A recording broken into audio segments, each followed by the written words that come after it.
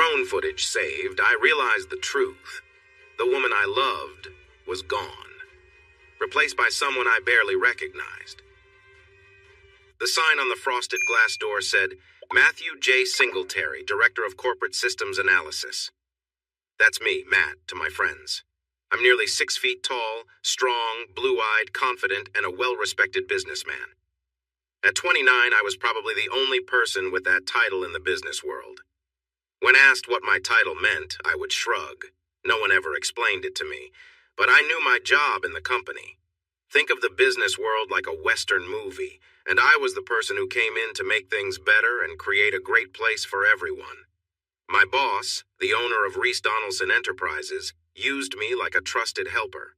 I went to different branches to check how they worked from top to bottom. I could make many changes right there. If it was a big decision, like suggesting to let an executive go, I would send my ideas to Mr. Donaldson. He rarely said no, and if he did, he would explain his reasons to me. I wasn't sure if I was at the top of management or the bottom of the executive group, but it didn't matter. The only person I had to answer to was the big boss. If there were issues among staff, a quick call to him would settle things. I had his private number saved, while many senior staff members didn't.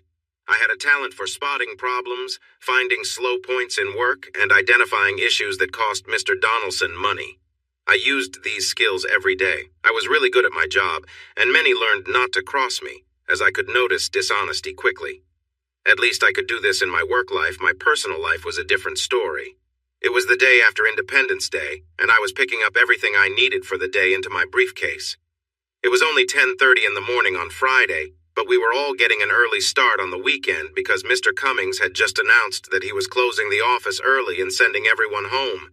He said that most of the businesses we relied on were already shut down. Since his employees wouldn't be able to get much done, he thought it was best to close up. That sounded good to me. With my briefcase packed, I closed my office door and gave the sign on the door a playful tap. Because there were people watching me, I pretended to wipe a non-existent smudge off my sleeve. When I saw a crowd heading toward the elevators, I quickly ran that way as if I was racing to get there first. Some of the guys and girls started running too, all in good fun. Donaldson's was a family business, and we all got along well. I got home by 11:10. I was excited as I took out my new toy, a Shaba drone. It was one of the best drones available and had a long range, even better than some military ones. From the owner's manual, I learned that Shaba means ghost in Arabic, which was the name given to certain stealth fighters in past wars. This drone model was quiet and stealthy, just like the name suggested. My wonderful wife, Faye, had found this treasure on one of those bidding sites for a very low price. She outbid someone else by just 1 cent at the last moment. Now it was mine, a special birthday gift from last Sunday. I had been working on it all week after work, getting it ready to fly. All I needed to do was check it one last time and clean off some fingerprints on one of the rotor blades. It was ready for its first flight, and I wanted Faye, my lovely wife of 3 years, to see it. That morning, Faye had mentioned she would be out showing properties to clients but should be back in the early evening. I wanted her home sooner, like right away. I didn't usually call her at work, but this time I tried reaching her on her company phone, hoping she could take a break and come home for the first flight. It was just after noon, and she might still be at lunch, but my call went straight to voicemail. So did my next 2 attempts. I wasn't sure why that happened, since Faye worked for a kind and friendly man named Martin Rutherford, who had a policy that staff should always be reachable through their work phones. The main office was on the southwest side of town, but I knew Faye wasn't there since I had called the main number first. I felt a bit frustrated because it seemed like Mr. Rutherford expected everyone to be available. Maybe she was in an area with a weak cell signal. It happens. After a while, I decided to stop waiting for my wife. She might not be that excited to see the Shaba fly anyway. Flying toys were not her favorite. I rolled the toy onto the driveway in front of our garage, started the small motors, and checked all the functions. I took it for a quick test flight, moving it in a lazy pattern between our house and across the street. I got used to the controls and the view from the remote control. The video from the camera on the bottom was very clear. I landed the small craft back on the driveway. While the rotor slowed down, I took the remote inside to keep it out of the sunlight. I connected the video feed to the big monitor I usually used with my laptop. I loved using the bigger screen with my laptop, and it worked great with the remote for the drone. Soon I was flying again from the comfort of my desk. I guided the drone into the center of the street, then turned it east and added power to climb up to 40 feet. That height seemed safe enough to avoid any poles or houses nearby, even if I drifted from the road. After a few minutes of looking around through the drone's cameras, I settled down. I was having a great time. It reminded me of the past. I loved flying, I always had. My Uncle Jake taught me to fly when I was a teenager, and I flew solo at 15 in a small plane. I earned a multi-engine certificate 2 years later to fly Uncle Jake's twin-engine Cessnas. Those were some of the best years of my life. Nowadays, renting even a small plane was really expensive. Times were tough for Faye and me, and I just couldn't spend money on flying. This little drone was the closest I could get to flying, and I loved it. I flew a few blocks without anyone noticing the drone above. It was very quiet, and it wasn't big enough to catch much attention. Most people tend to look only at things at eye level or below. They didn't see me, but I could see them. Kids were playing in their yards, adults washing their cars, and a golden retriever was getting a bath in one backyard and clearly not enjoying it at all. Everyone was busy with the everyday things people do on a warm summer afternoon. I paused the drone before a nice brick house just before the intersection and took the chance to practice hovering, then adjusting my height. I didn't want to keep moving east, as I would be flying close to the home of Miss Kelly Sanderson. The woman seemed around the same age as Faye and me, but some people joked that she had celebrated her 30th birthday for 4 years in a row. Who really knew for sure? What we did know was that she had recently gone through her 3rd divorce and was looking for a new partner, whether for something serious or just a casual connection, whichever came first. Kelly was known for being flirtatious. Everyone said that she followed through on her playful offers.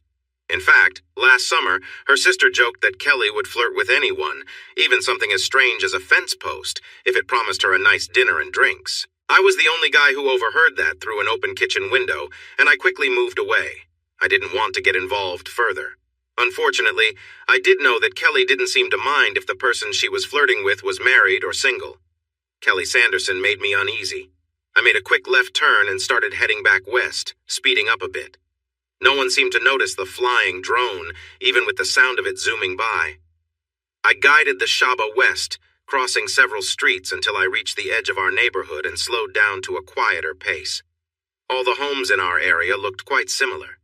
They shared a lot of the same design, with spacious yards, 2-car garages, and open layouts. The western side was known as the George Orwell neighborhood. These homes were slightly nicer than others, with 3 or 4-car garages and nice swimming pools in the backyards. I reached the cul-de-sac where the nicest houses in this part of the suburb were located. Beyond that was just open land, and I wanted to bring the drone back home to check on everything, see how long it would take to recharge after flying for so long, and a million other small tasks. I started to turn the drone around to bring it home. As it turned left and steadied on an easterly path, I caught a hint of color out of the corner of my eye, right in front of Taylor Henning's garage. I hesitated, feeling a frown forming on my face. I turned the drone back toward that flash of color because it reminded me of my wife's Lexus, the one we had bought a few months ago so Faye could impress potential home buyers. There was no good reason for my wife's car to be in this part of the neighborhood, especially not at the Hennings' house. But there it was. I recognized the car right away. It was my wife Faye's. Even before I got close enough to read the license plate, I knew. I zoomed in with my camera just to confirm, and sure enough, it was her Lexus. "What?" I muttered, feeling a pit grow in my stomach. Something wasn't right, and I had a sinking feeling that I wouldn't like whatever was going on. Movement caught my eye in the Hennings' backyard. Guiding my drone, I descended carefully, making sure to avoid any obstacles as I moved in closer. As the drone hovered above, I could see Faye down there by the pool with Taylor Hennings and his wife, Brianna. They seemed to be enjoying the warm summer day lying by the poolside. But there was something about the scene that hit me hard. The situation felt wrong, like a punch in the gut, and the sense of betrayal began to weigh on me. I took a deep breath, trying to get control of myself. The hurt was raw and my emotions churned inside me. After a few minutes, though, I managed to calm myself a little, just enough to watch without letting the anger take over. Surprisingly, I found myself detaching, like it was just some scene in a movie that didn't mean much. I didn't know how, but as time went on, I felt less of the pain, almost as if my mind was creating a barrier between me and the hurt. It was strange, but gave me a little relief, at least for the moment. Taylor didn't seem like much of a catch. He was starting to develop a noticeable belly, and I couldn't understand why Faye would choose him if she wanted to be with someone else. Brianna was different. She was fit and short, with brown hair and a pleasant face. She had a curvy figure. I didn't even know Faye was interested in women. It felt like I was kept in the dark, but I figured if she was curious, Brianna might have caught her eye. I could feel anger rising inside me. I let it build up as a way to cope with the pain. Feeling angry helped me process my feelings and think clearly. I was filled with rage. I couldn't understand why Faye would want to be with someone else when I thought our marriage was solid. I was 29 and Faye was 27. We had been together for almost 5 years, dating for one, being exclusive for another, and then getting married. Our 3rd anniversary had just passed. I believed our marriage was healthy. We spent time together and were intimate several times a week. There hadn't been any major arguments. I thought our connection was strong and didn't see why this was happening. My jaw was set tight as I tried to calm my racing thoughts. I needed to make a decision, and it was time to do so. I realized it was time to move forward, both literally and emotionally. There was no justification for my wife betraying me like this. If there was no force involved, I couldn't see a path to forgiving either her or Taylor. I thought it over, testing my resolve. Nothing convinced me that our marriage was still intact. Taking a deep breath, I decided to take the first step toward a new chapter in my life. I needed to let them know that their actions had consequences. I made sure everything was recorded from the drone's video feed, in vivid color and clear detail. I had it set up for slow motion and high-quality still images, gathering everything I might need for a divorce. I wasn't naive. I'm aware that my financial situation was not looking good. A friend of mine had recently gone through a divorce, and I listened to him share his feelings many times. Nowadays, it seems like personal responsibility in marriage is overlooked in divorce cases, where everything is labeled no fault. Our society has moved on from making judgments about breaking marriage vows. It makes you wonder if this is truly progress. However, divorce isn't just about what happens in the courtroom. I felt a strong need to uncover the reasons for my friend's marriage troubles, so I started gathering what I could find out. I managed to get a drone closer to the scene, lowering it until it was just a few feet above the ground. I adjusted the camera to focus tightly on the group involved, wanting to capture every detail of the moment. It was clear they were caught up in what they were doing, completely unaware of the drone nearby. Suddenly, Brianna noticed the drone hovering above her. It must have seemed like an enormous bug buzzing close by. I decided to have some fun and moved the drone up and down. Brianna's reaction was surprising. Her mouth opened wide, likely in disbelief. My wife, Faye, turned her head to see what was happening. That was the moment I wanted to capture, an expression of surprise. Both women were clearly reacting strongly, even if I couldn't hear what they were saying. I wished the drone could record sound, but it wasn't equipped for that, which was unfortunate. Brianna suddenly moved, getting off the lounger in a hurry. In her rush, she tripped and stumbled, dragging part of the lounger with her as she fell into the pool. Faye was caught off guard by the sudden movement. My soon-to-be's wife, Faye, ended up falling into the pool, her mouth wide open as she screamed. Taylor Henning quickly got off Faye and tried to stand up to see what was happening, but he didn't get far. He noticed a large creature nearby and tried to run away from it. In his confusion, he stumbled and lost his balance. His foot slipped over the edge of the pool, and he fell hard onto the concrete, one leg in the water and the other stretched out in front of him. From the look on his face, he definitely felt pain. I couldn't help but chuckle at that. Maybe there really was a balance in life, some sort of fairness. Faye and Brianna were still in the pool, splashing around and looking confused. They seemed to be in shock and were not calming down. I felt a mix of anger and satisfaction as I raised my hand, gesturing at them even though they couldn't see me.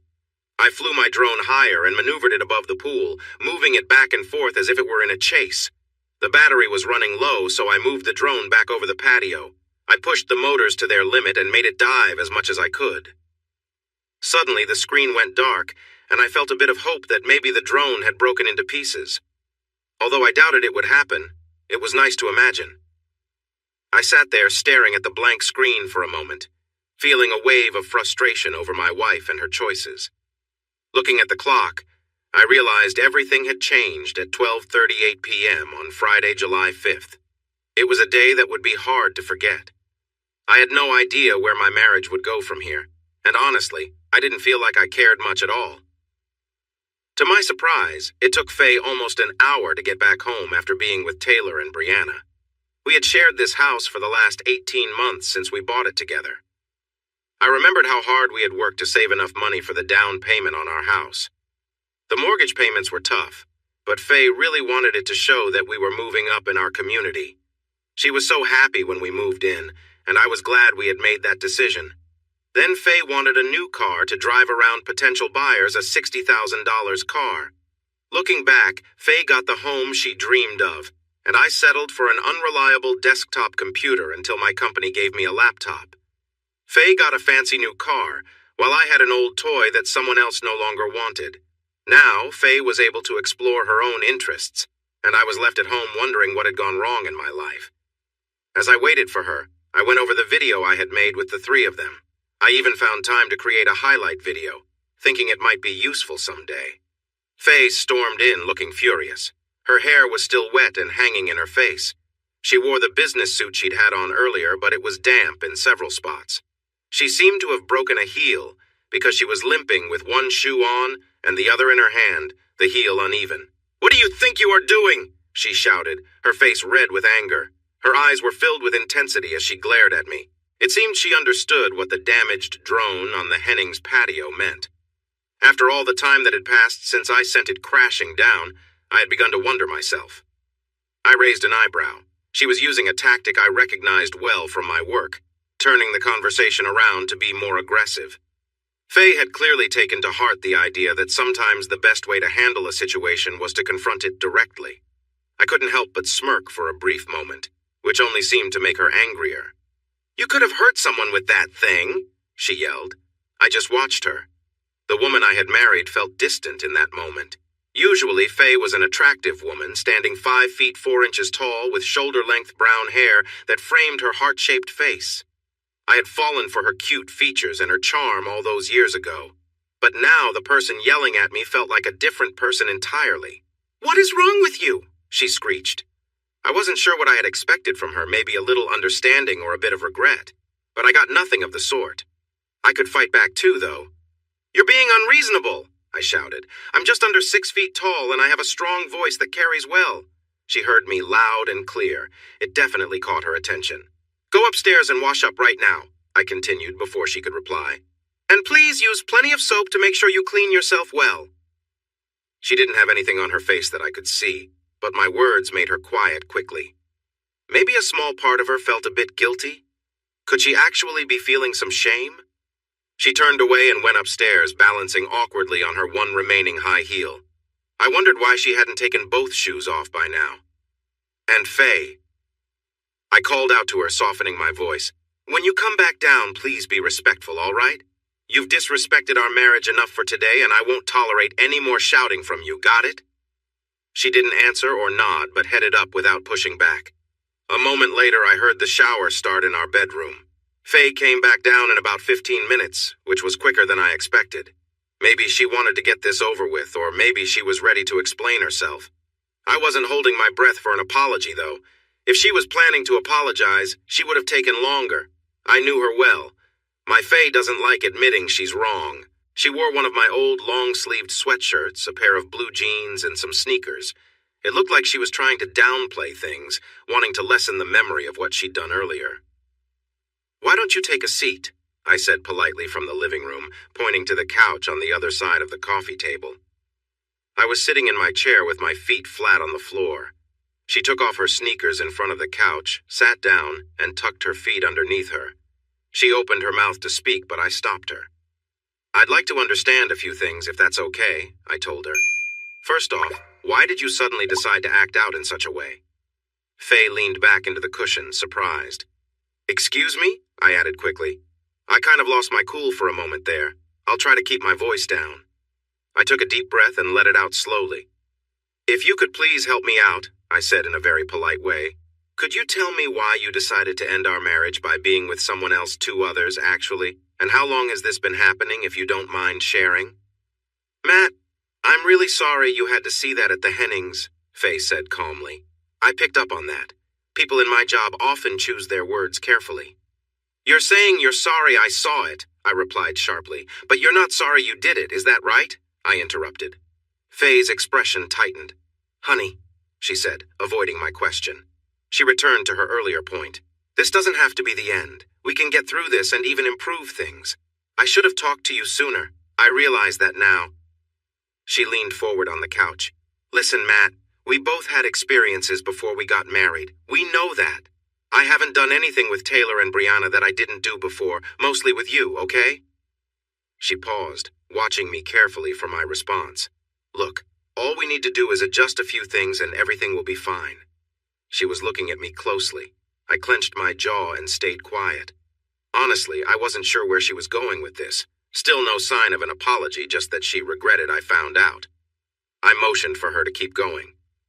And I'm not what you called me earlier, she added sharply. Don't ever say that to me again. I stayed silent. It was just a casual thing, she explained.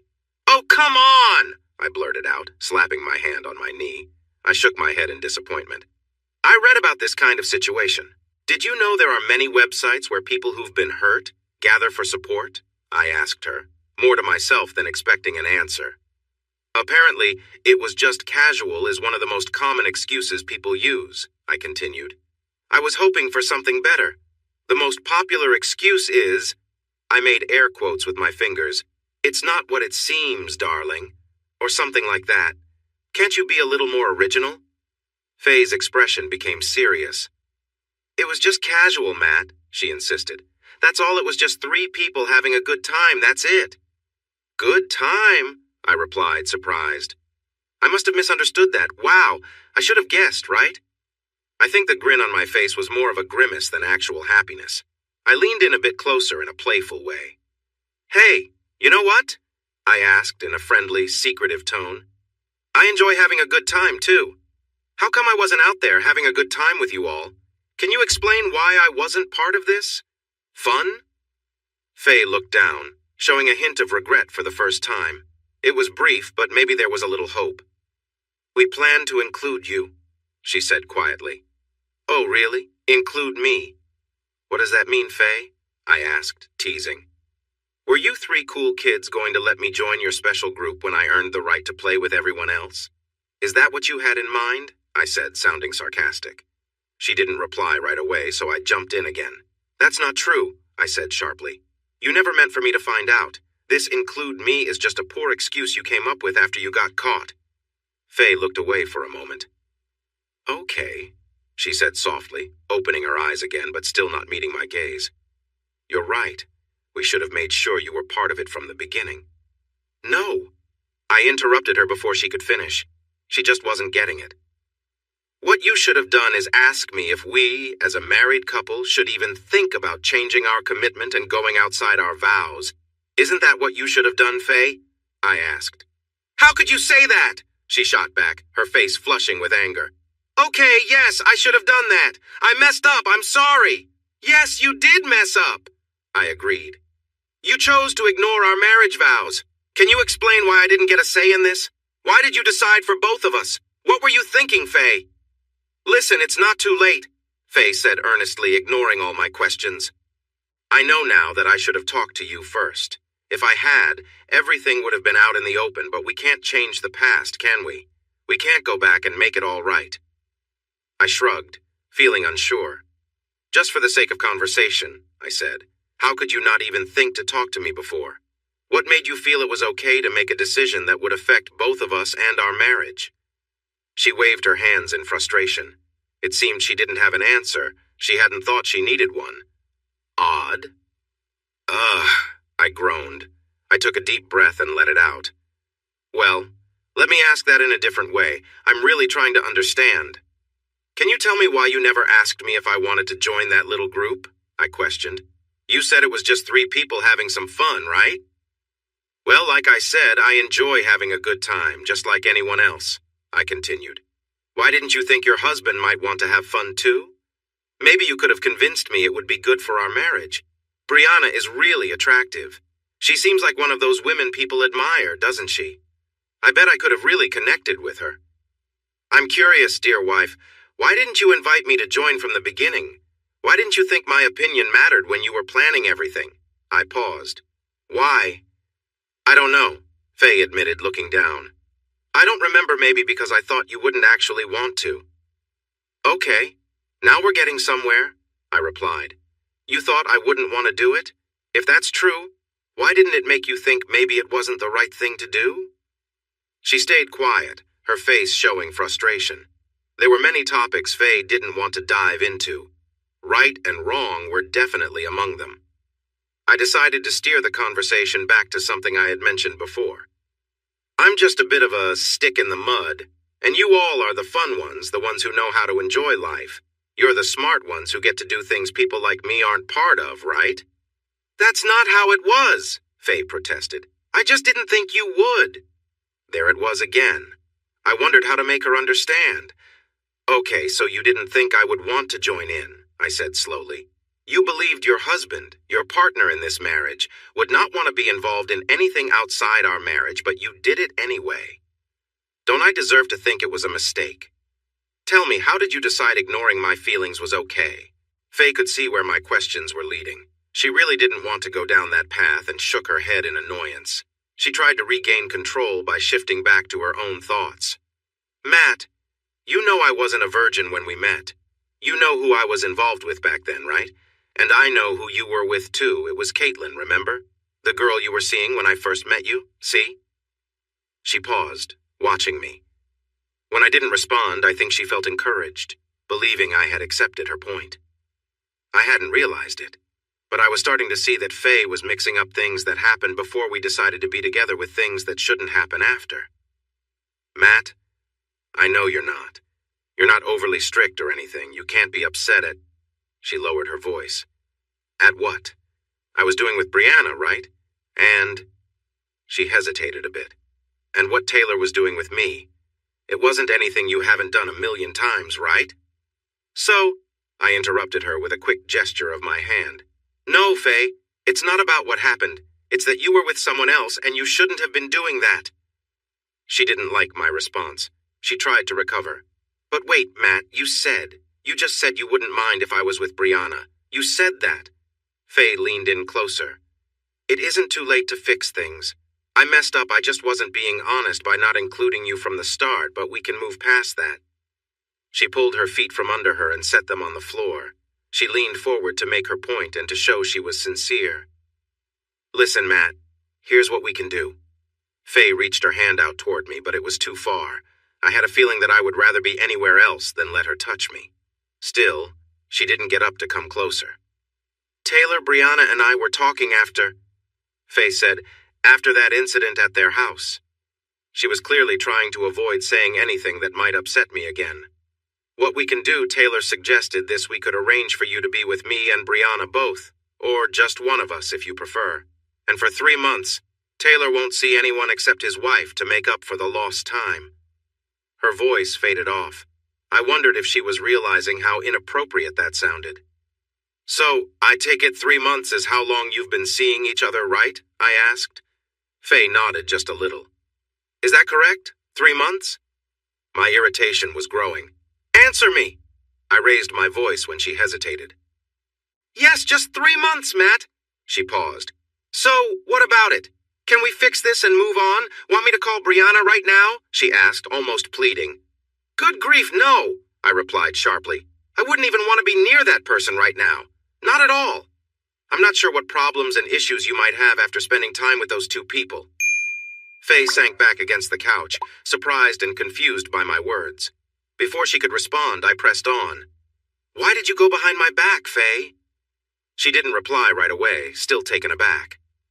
Why? I asked again, leaning forward in my seat. Faye's eyes widened in surprise. Why did you choose to spend time with them when you knew it would upset me? I raised my voice. She took a deep breath, gripping the cushion tightly. Why? I repeated. Faye shook her head as if trying to clear her thoughts. Please answer me. Why? I raised my voice again. Because I wanted to, she shouted back. Why can't you understand, Matt? I wanted to break free from this situation we're stuck in. It was exciting to do something different, she continued. I did it because I wanted to. This is my life, she said, gesturing to herself. I have the right to decide what happens to me, and no one else can make that choice. I looked at her, trying to understand. Faye, I don't get it. You know better than this. Who has been telling you these things? She didn't respond, and I sensed she didn't want to engage further. I took a breath and said softly, I get it. You do have the right to make choices about your life.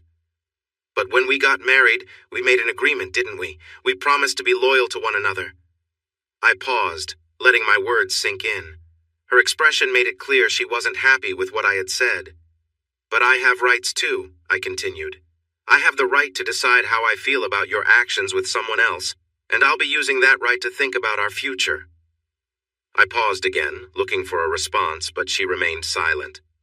Just so you know, I said casually, I'm thinking our marriage might not last much longer. From where I stand, it feels like you've ended it, and I don't know if we can rebuild it. She looked stunned, her face frozen in disbelief. It seemed she hadn't thought I would consider a separation because of her choices. That surprised me. I knew she was much smarter than this. I just couldn't understand her point of view at all. Since she didn't have an immediate response, I decided to keep talking. So, is that all there is to it? I asked calmly. You have no sense of responsibility and no respect for me as your husband, your partner in this marriage.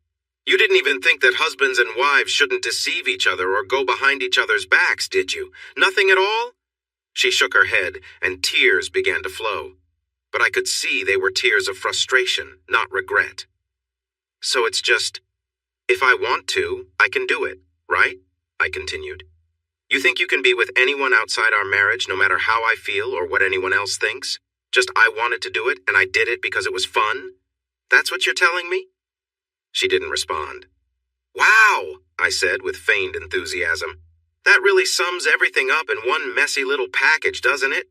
How dare you? My soon-to-be ex yelled. She was done. She rarely liked being cornered, especially when she had to explain herself. Faye jumped off the couch and headed for the stairs. In her mind, none of this was her fault. I was the immature one, ruining her fun. What I felt was anger. Remember, Faye, I shouted at her retreating figure. You wanted to do it, and you did it because it was fun. Don't forget that. I got up from my chair and walked into the office where my laptop was open on the desk. I had the answers to my questions, I guessed. There was no real regret, maybe a little, but not much.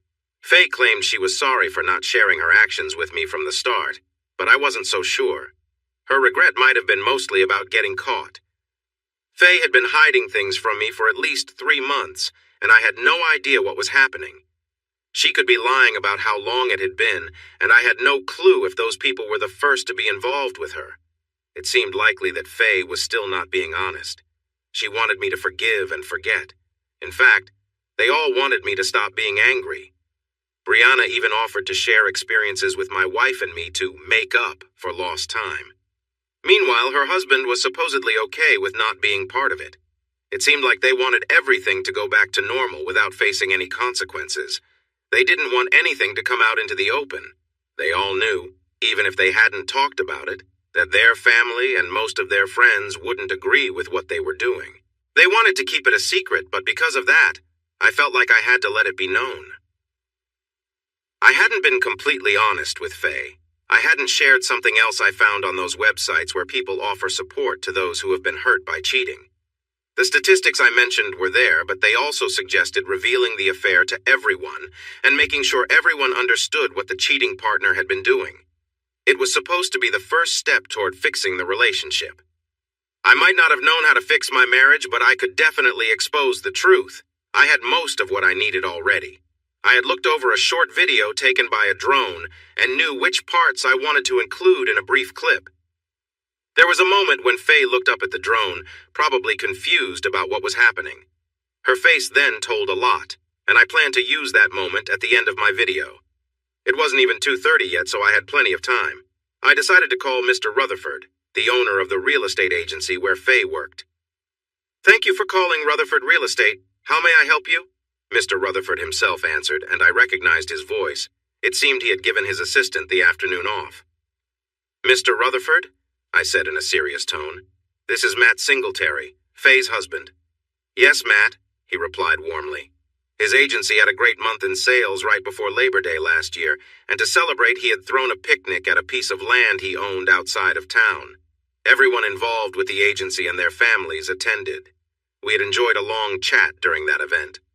"Sir," I started slowly, unsure how to introduce what I needed to say.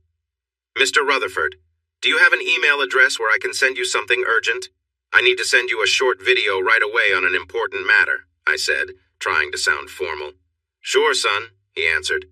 "And call me Martin, okay?" In just a moment, I had his personal email address. I wrote him a message and attached the video I had put together of the afternoon encounter between my wife and his wife. I waited for Martin to open the email and understand what it contained. "My God in heaven," he finally said, clearly shocked. "I'm sorry, Matt," he added gently.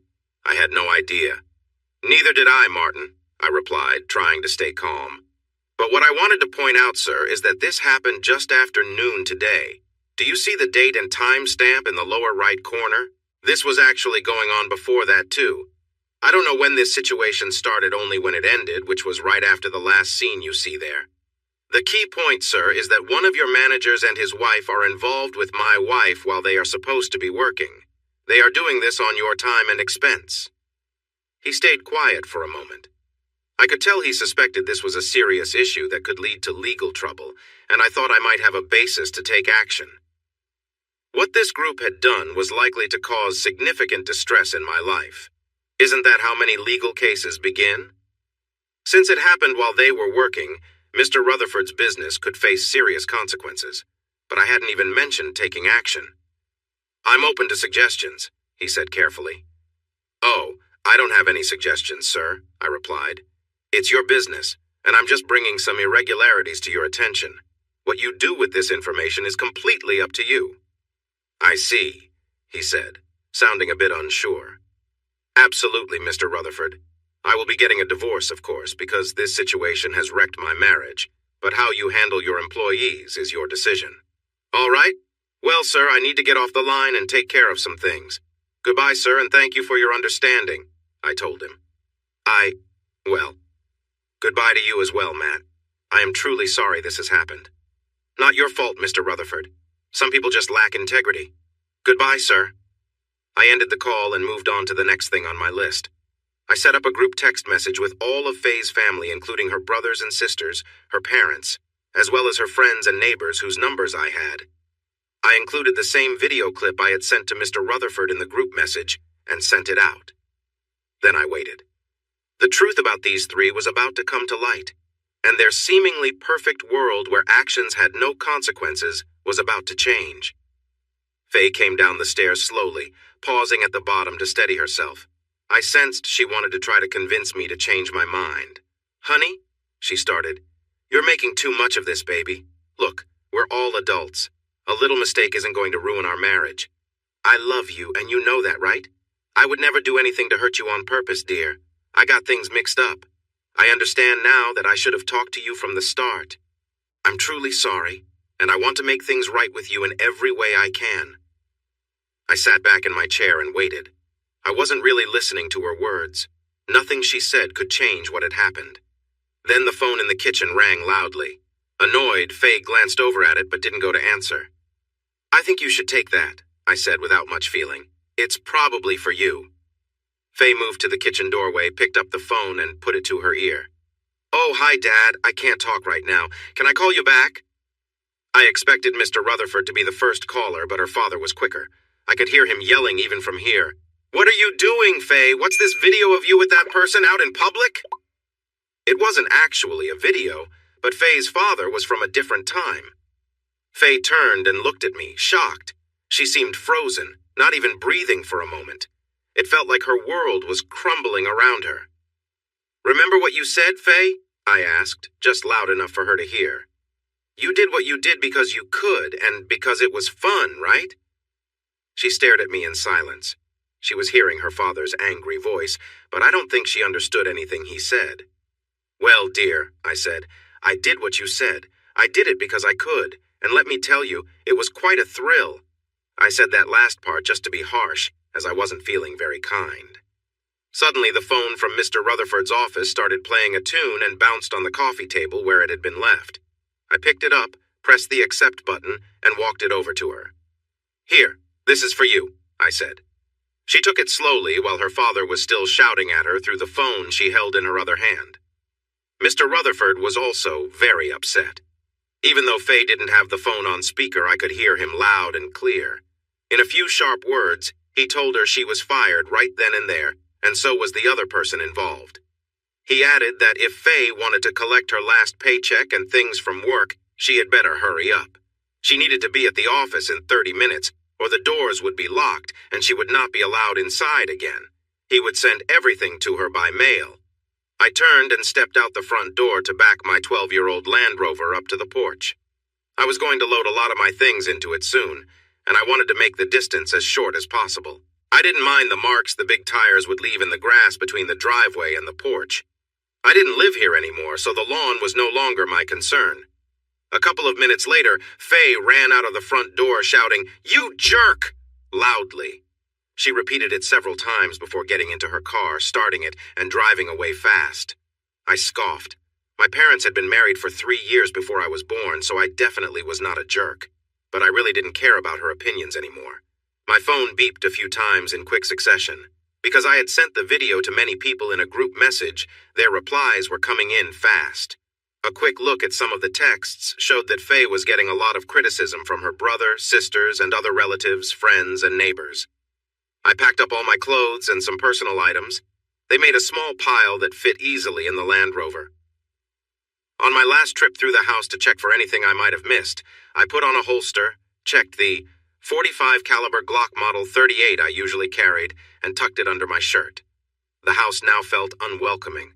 I would carry from now on. When I was done, I called my mom and dad and shared a brief version of what had happened that afternoon. I asked if I could stay with them for a while. Their only question was whether I would arrive in time for dinner or if they should keep something warm in the oven. It felt good to know there was someone I could rely on in the world. Looking back at that day and the week that followed, I was surprised by how quickly things escalated. Cocked pistol, indeed. That's what the armed forces call high-alert operations. With Faye showing no regret, thinking about working on the marriage didn't even slow me down on my decision. It wasn't even a thought on my mind. I didn't spend time debating what I needed to do.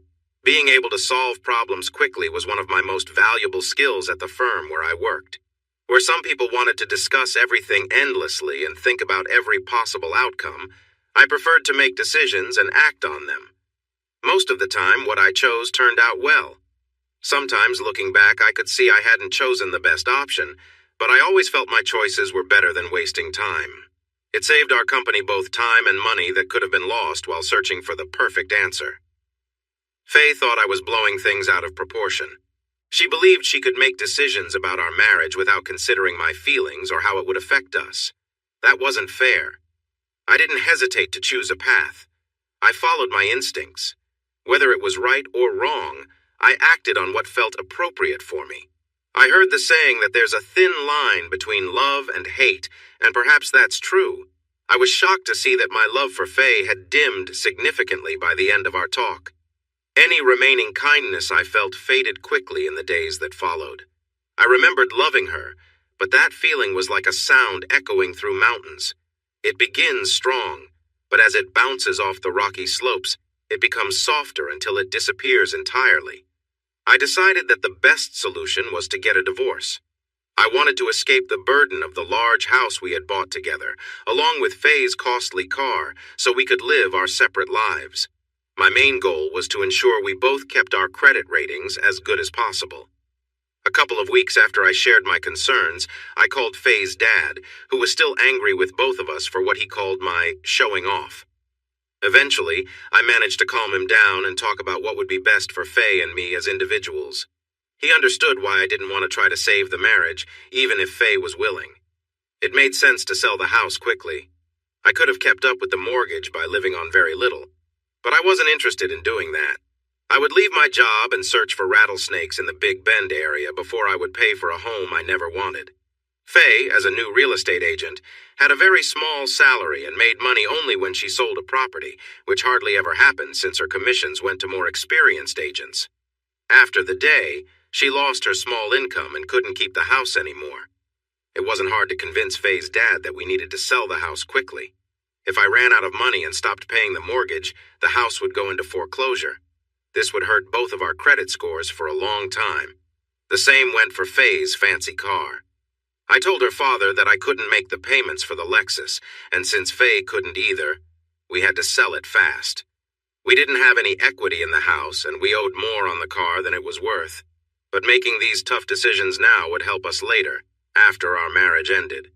Faye's dad agreed with me and managed to convince Faye. I think he made it clear to her that if she didn't go along with the plan, I would just leave, cash out my retirement savings, and disappear, leaving her to sort everything out. In the end, we managed to sell the house fairly quickly.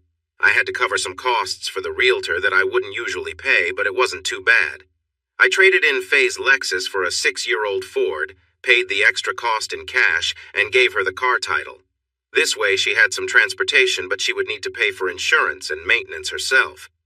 I felt that was fair for what I could do. When everything was finished, I had the rest of my retirement savings and my share of what little money we had left in our accounts. The best part was that I had no large debts hanging over me.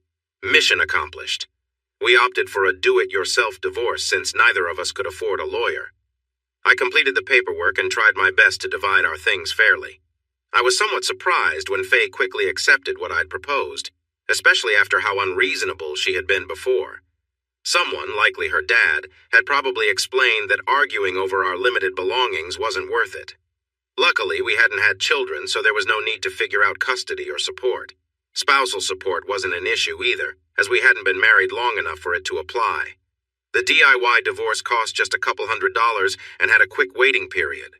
So 4 months, 1 week, and a few days after I found out about Faye's actions, the divorce was finalized. I stored away all my feelings and memories from my broken marriage, locked them behind a door in my mind labeled, "Faye Do Not Open," and began the next chapter of my life.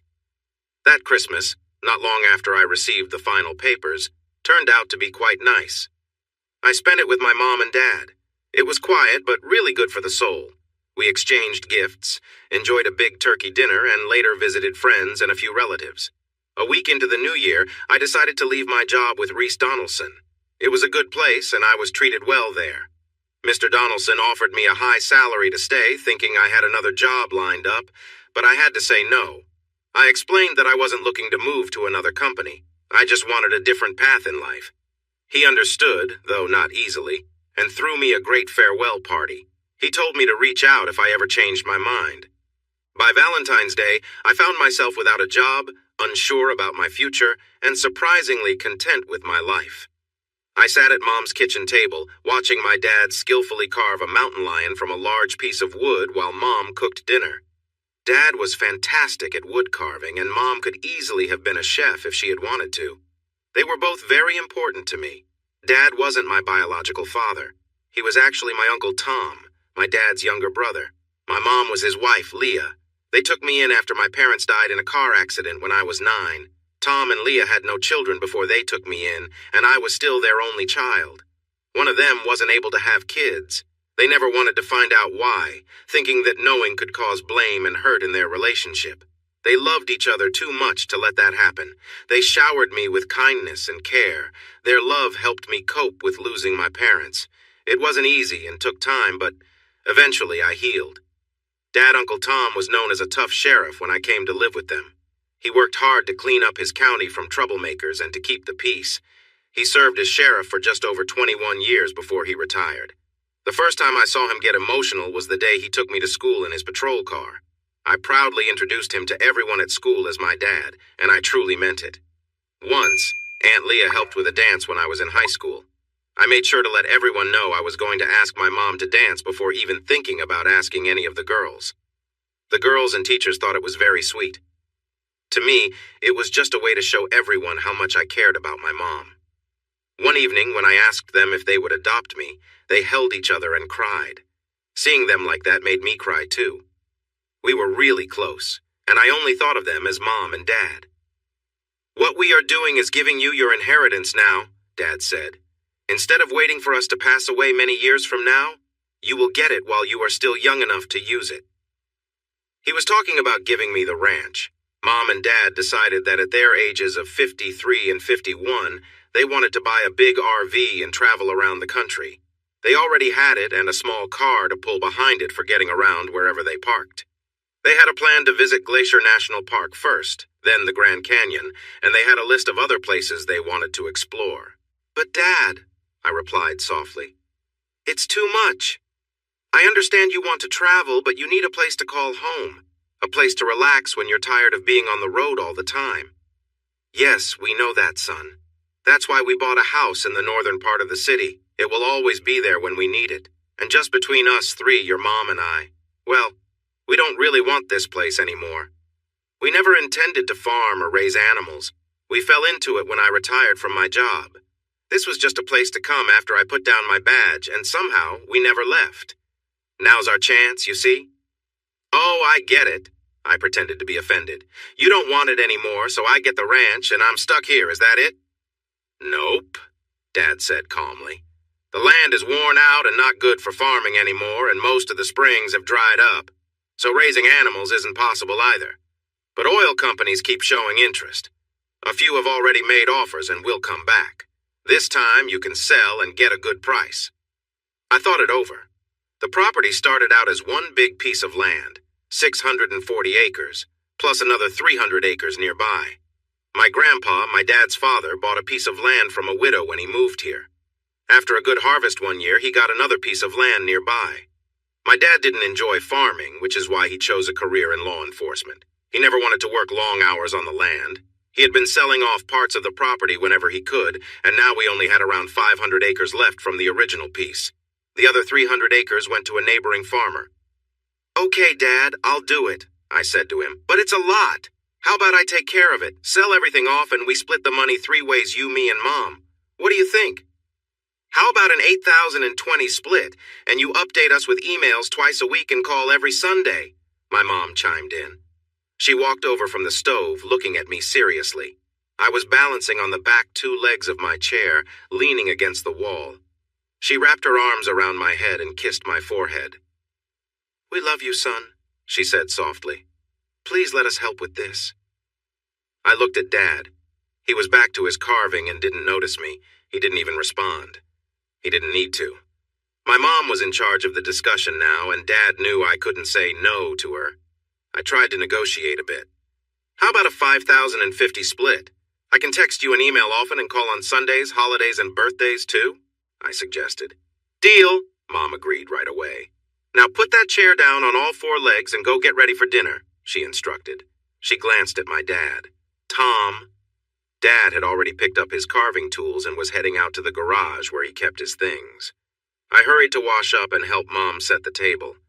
That's how it was in early April, the year after I found out about Faye.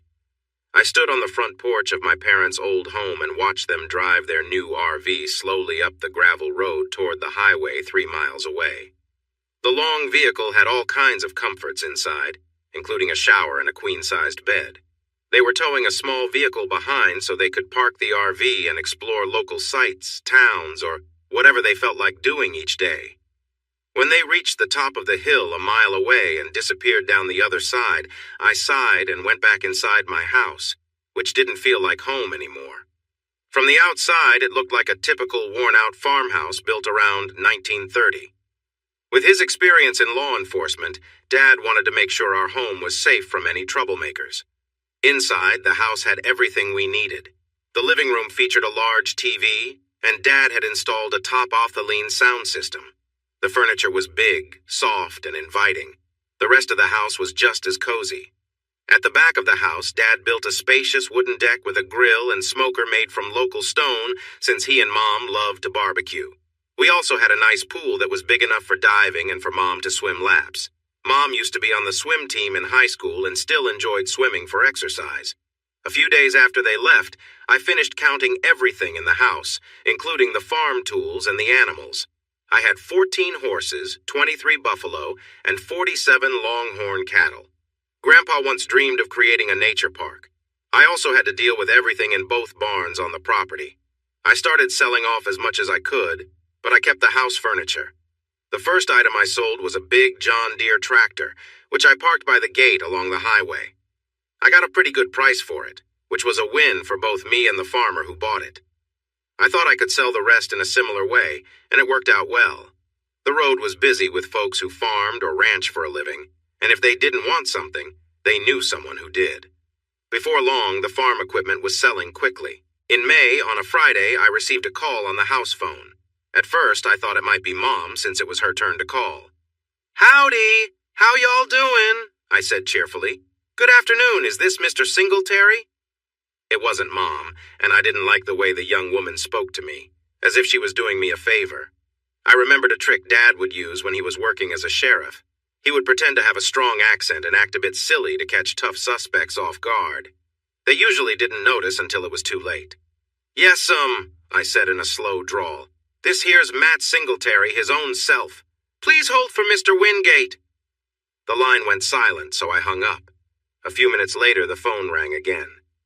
"Mr. Singletary?" the same woman asked, sounding a bit annoyed.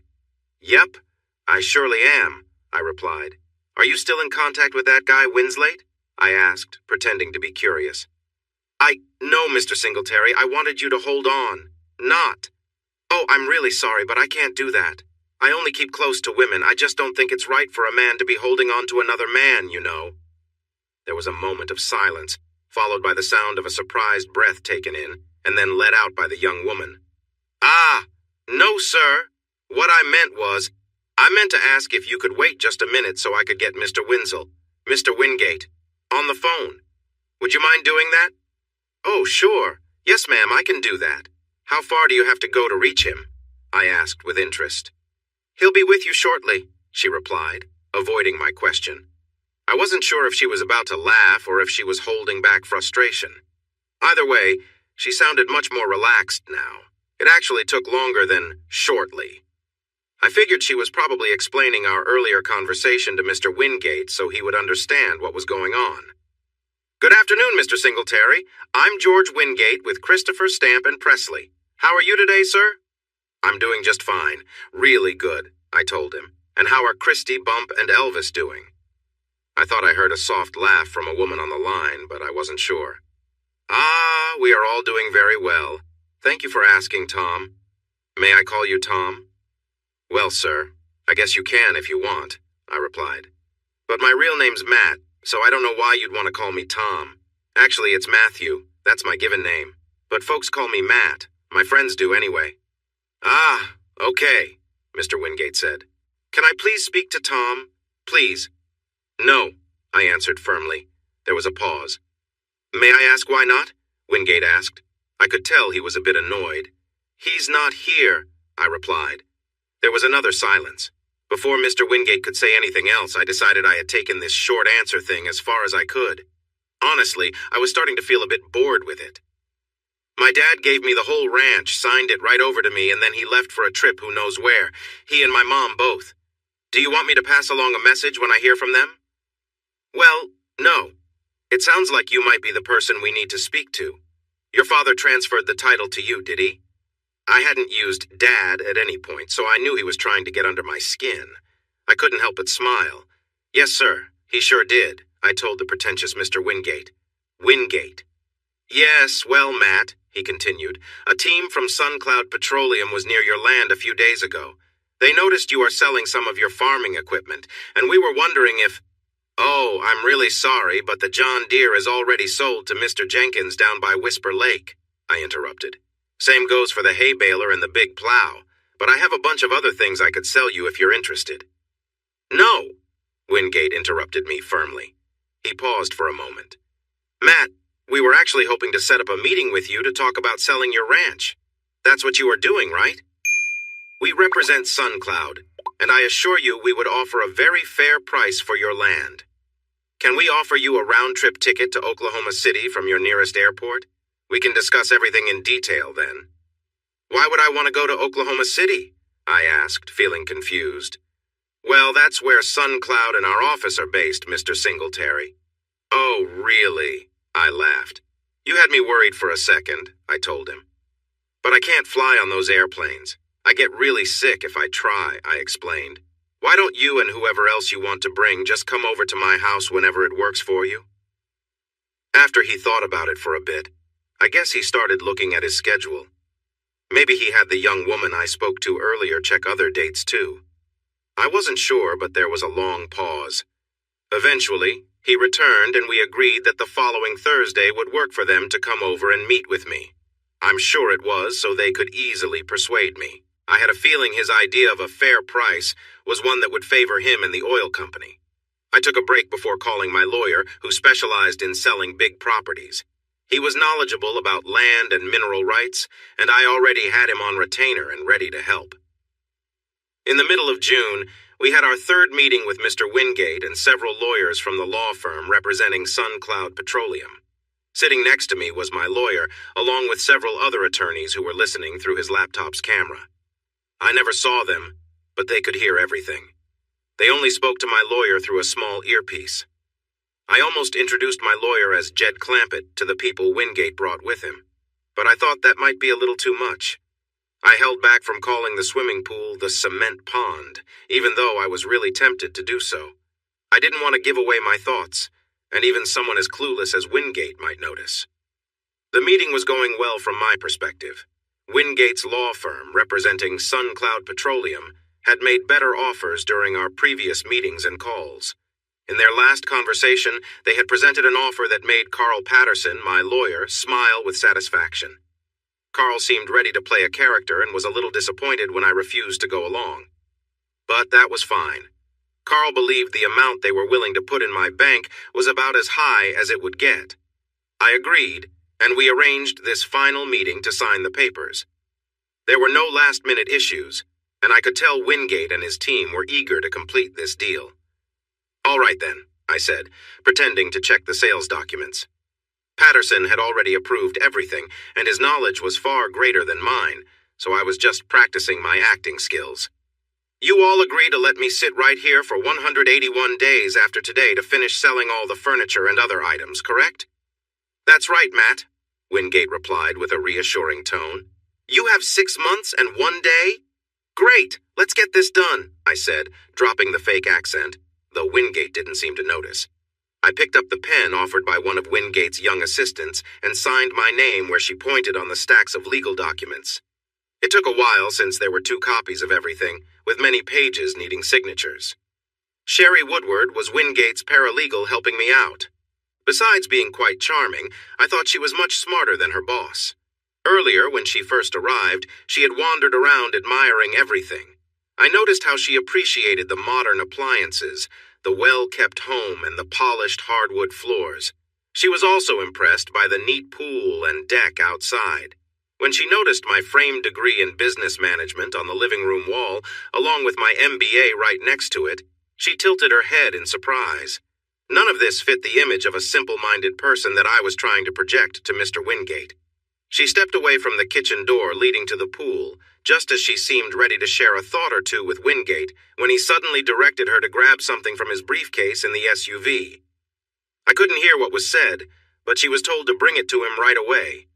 He had spoken with a lot of arrogance, using words that I'm sure would not have sat well with me if he had used them on me. When she returned, Miss Woodward did not whisper anything in Wingate's ear. Sherry Woodward was standing close to me, leaning slightly to help me turn the pages and point out where I needed to sign. Up close, she was even more charming than from a distance. I noticed she was quite slender and looked great in her outfit. She smelled nice, too. I didn't mind her being so close. It felt comfortable. When I reached the last signature, I looked up at her and winked. Wingate and his colleagues were too far away to notice. Sherry had to hold back a laugh with a pretend cough, covering her mouth with her hand. It was all finished. I returned the pen to her and gave my copy of the documents to my lawyer. Then I waited. We had arranged with Wingate's group to transfer the money to my bank as soon as I signed everything.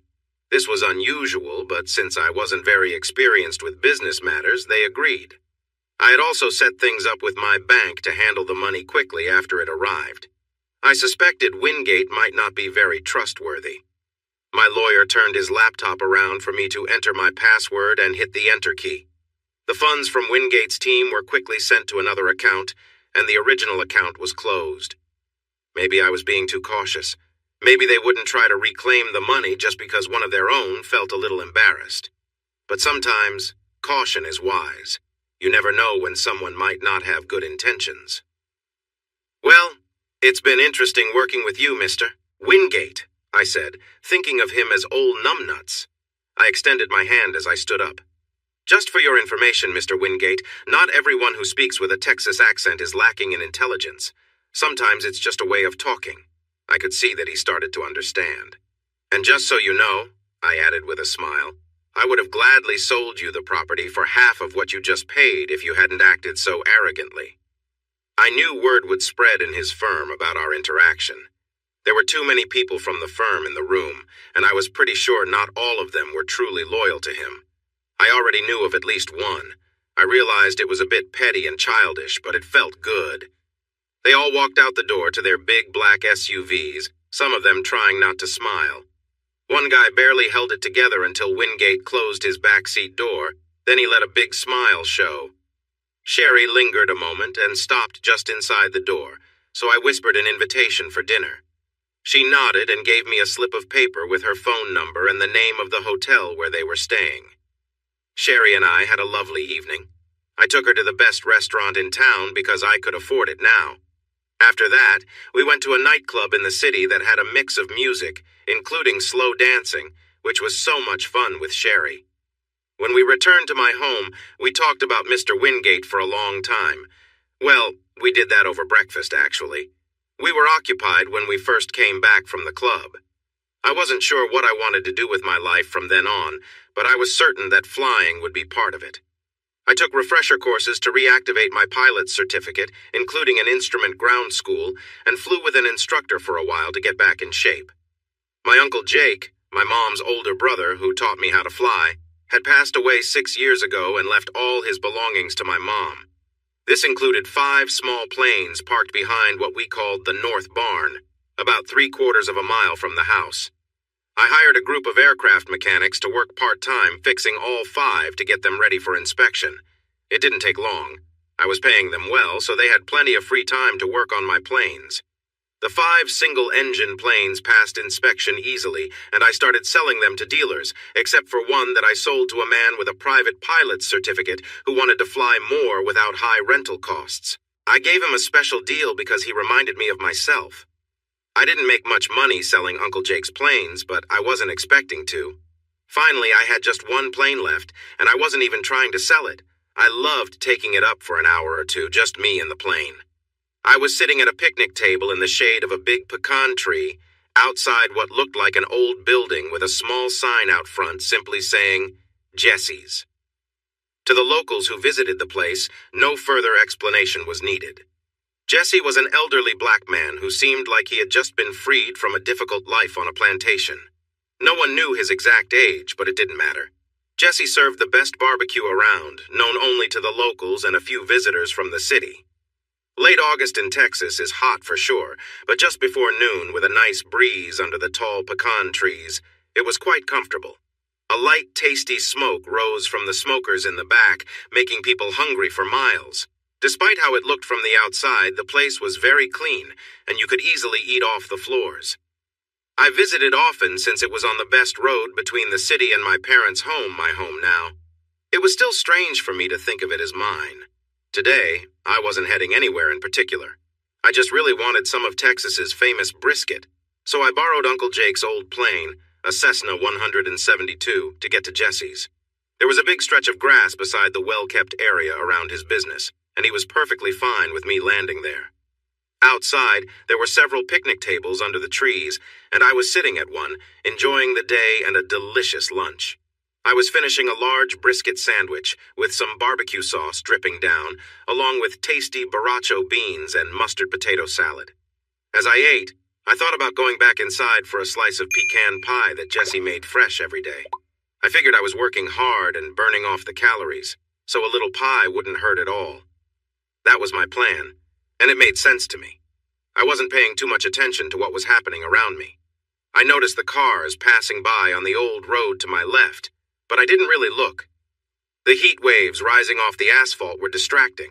I did notice when a few cars filled with young people arrived, but I didn't feel like checking them out, even though I could hear some lively voices. Even though I was just over 30, I didn't feel I had much in common with those who were much younger. I focused on my meal while glancing at the entrance to Jessie's place. The brisket melting in my mouth was taking up most of my thoughts, along with mouth-watering images of pecan pie. I heard voices from 2 tables of young professionals, but I didn't pay much attention until one comment stood out. "You're just going to go over there and sit with that cowboy?" said a voice I didn't recognize. "Really? What if—" Someone else responded in disbelief. That caught my interest.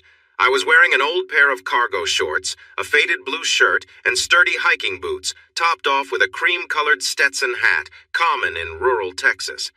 I looked around to see if anyone else was the subject of that remark. "He's my ex-husband," another voice interrupted, cutting off the chatter. I recognized that voice. I turned my head slightly to see my ex-wife confidently walking toward me. My first thought, an unkind one, I admit, was, "Oh no, what does she want?" She stopped a few feet away from my table. "I know you probably don't want to see me," she began, "but could I sit and talk for a minute?" I set down my half-eaten brisket sandwich and took off my sunglasses so she could see my eyes.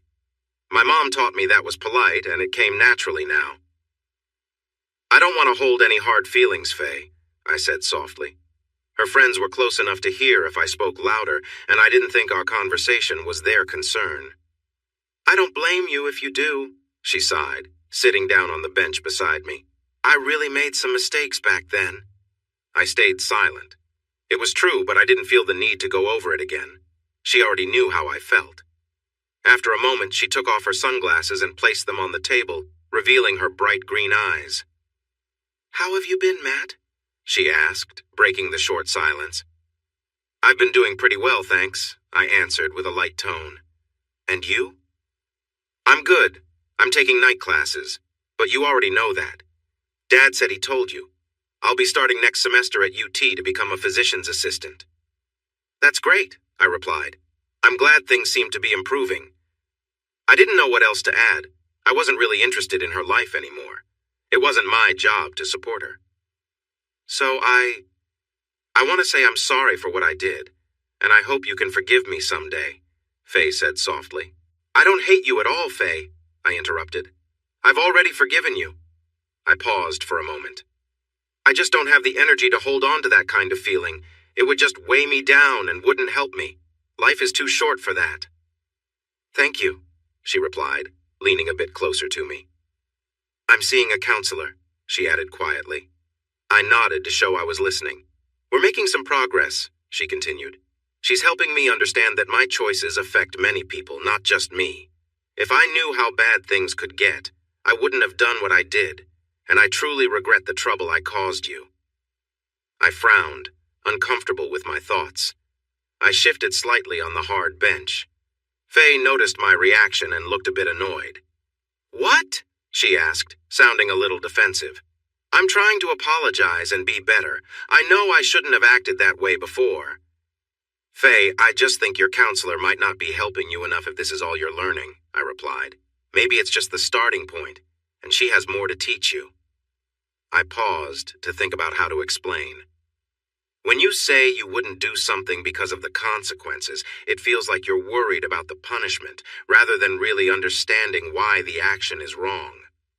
Her expression darkened more, probably upset with my comments about her growth. "But Faye," I added gently, "that's like weighing risks. It sounds like you're saying you'll avoid something just to escape trouble." I shifted position on the bench, getting ready to leave soon. I once read that integrity is doing what's right even when no one is watching. I just don't believe. Until you and your counselor reach a point where the urge to stray from your marriage feels completely wrong, you might find yourself tempted again someday. You could think that the consequences won't be too bad or that no one will see you so you won't get in trouble. Do you understand? She took a deep breath. She was still annoyed, but maybe she was starting to listen. It was hard to tell. For me, I continued, there are temptations every day for everyone. We're human and we make mistakes. Unless someone instinctively chooses to ignore a temptation without even thinking about it. It can lead to problems, often serious ones like this. She looked at me with a mix of anger and frustration, ready to escalate the conversation. Well, I guess I'm not as perfect as some people, she replied sharply. She pulled back, biting her lip. Her expression softened and she seemed to calm down a bit. She shook her head, took a deep breath, and released it slowly. I loved you, Matt, she said, changing the subject. Whether you believe me or not, I really did. And I loved you, I responded. I showed it by never being unfaithful. If she could show her anger, so could I. She looked away, clearly uncomfortable. But telling my mom and dad and my family you think that's love? I scoffed. Isn't that a bit like blaming the messenger, Faye? I just pointed out what you and your friends were doing. It was like turning over a rock and seeing what was hiding underneath. I could feel my frustration rising.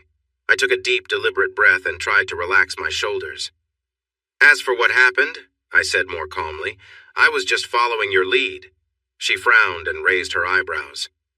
Remember, Faye? You said you acted the way you did because you could and because it was enjoyable. Well, I did the same. Do you know how difficult it's been for me since you told everyone? Faye started defending herself again. That wasn't something I thought about. I interrupted her. You didn't consider my feelings and you didn't think about what I would go through, did you? She lowered her head and didn't answer. Suddenly I felt done with the conversation. This was painful, and I didn't see the point in going over things that were better left in the past. I put my sunglasses back on, extended my left foot, and stood up. Faye, I might be out of line for bringing all this up. It was just on my mind. Maybe the counselor was going to guide us toward a better understanding of everything sooner or later. I hope I haven't messed up her plans. And I need to head out now. Enjoy your lunch, okay? It was nice to see you. I took a step back to clear the picnic table, then paused and looked back at Faye. Faye, I truly did care about you, but one afternoon changed everything for me. There's nothing left. I only hold on to the memory of loving you. I'm sorry, I wish it could be different, but that's how it is. Goodbye, Faye. I turned left and walked along the low wall behind the picnic area. After passing it, I turned again and walked confidently toward the gate that led out onto the open prairie and to my little plane. I threw away the rest of my meal in the nearby trash can. I wasn't hungry anymore, not even for that delicious piece of pecan pie I had been looking forward to. I knew I would miss it later. I would regret leaving before enjoying my treat, but I had enough of my ex-wife for now forever, and I wanted to be somewhere far away from her. When I first thought about flying from the ranch to Jesse's to avoid a long drive on winding Texas roads, I tried to find the owner of the land next to Jesse's. I wanted permission to land my plane there, but I never found the woman listed in the county records. So I decided to use the open field as my makeshift runway and promised to deal with any issues if they came up. If the owner ever complained, I would stop using the land and apologize sincerely. Jesse's place was separated from the vast prairie by a barbed wire fence that had a gate about 15 feet long, not far from Jesse's main entrance. The gate was likely put in place for moving livestock. It was made of sturdy steel, and while the steel itself hadn't rusted, the hinges and latch needed some work. When I first thought about flying to Jesse's, I checked the gate and noticed the issues. I bought replacement parts and spent most of a day fixing it up. Now there was a nice, wide gate that opened smoothly and closed securely. A woman was leaning against the gate, resting her hands on the top bar. She had beautiful, shiny black hair that flowed down her back. I felt a strong desire to run my fingers through it. She was of average height, around 5 feet 6 inches, and had a slender build. She had toned legs and delicate ankles, which I couldn't help but notice. I've always appreciated good legs, and I could really see how lovely hers were. As soon as a girl finishes high school, her body starts to change, especially if she has a curvy figure. However, if a woman stays active and takes care of herself, she can maintain her shape for many years. As I got closer, I noticed her figure was nicely shaped, full but not too much. I smiled, feeling grateful for the moment, letting go of memories of a frustrating conversation with my ex-wife. I positioned myself a little to her left, wanting to avoid giving her the impression of being too forward. "It's a Cessna," I started to explain the plane's model and its speed, but she interrupted me. "It's a tiny airplane," the woman with lovely dark hair told me, turning to meet my gaze. She pushed her sunglasses down and looked at me over them. Her bright blue eyes were captivating and seemed to enjoy the moment. "It really is," I smiled back. "It has barely enough room for a couple of seats and doesn't go as fast as the race cars at the track, but it flies straight and gets to places quicker than a car." I realized I was talking a lot, but I couldn't help it with such a charming lady in front of me. I couldn't stop smiling. She was just as beautiful when facing me as when I first saw her from behind, looking out at the landscape. I focused on her eyes, but I could notice her figure was well defined. She wasn't wearing much, and it was easy to see she looked great. With her dark hair and light skin, I guessed she had Mexican roots. But those blue eyes hinted at some Irish heritage. It seemed that her background blended beautifully, and I was eager to get to know her better. I noticed she didn't have a ring on her finger. We chatted for a while about the airplane, the sky, and the barbecue, whatever came to mind. I felt proud that I was able to keep the conversation going without making a blunder. "You're a pilot?" she asked. "I am," I replied. "You don't look like a pilot," she said, giving me a quick glance from head to toe. "My pilot uniform is at the cleaners right now," I joked, "along with my superhero costumes." She lightly tapped my arm, and I realized we were inching closer to each other. I really didn't know what to expect, but the way she touched my arm made me feel something special. I wanted to know her better. "I really am a pilot," I said. "I just flew down from the ranch to get some of Jesse's barbecue because I love it and have been dreaming about it for the last few days." I smiled, feeling happy. "It is good," she replied, nodding her head. "Do you want to go for a ride?" I asked cheerfully. "A ride?" she repeated. "You want me to go for a ride in your little airplane?" she said playfully. It seemed like she had been waiting for this moment, which made me think we might be on the same page. I really wanted to get to know her more. "Of course," I answered. "I have a Mustang at the ranch. We can be there in 20 minutes in the plane. I'd love to see you on her with your beautiful hair flowing in the wind." I meant every word. I could picture it clearly. She looked into my eyes for a moment before turning away and walking back to her friends. "Julie!" she called out. Her voice was strong.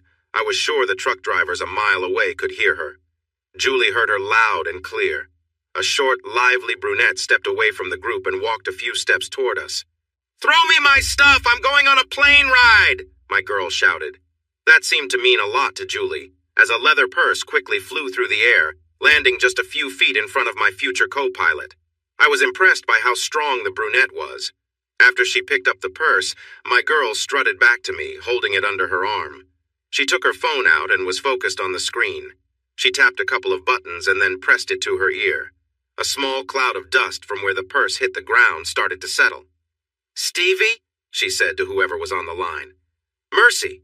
Hey, I'm going on a plane ride with Cowboy. Yeah, a plane ride. And we'll see his ranch, okay?" Mercy, huh? We hadn't introduced ourselves yet, so I was curious.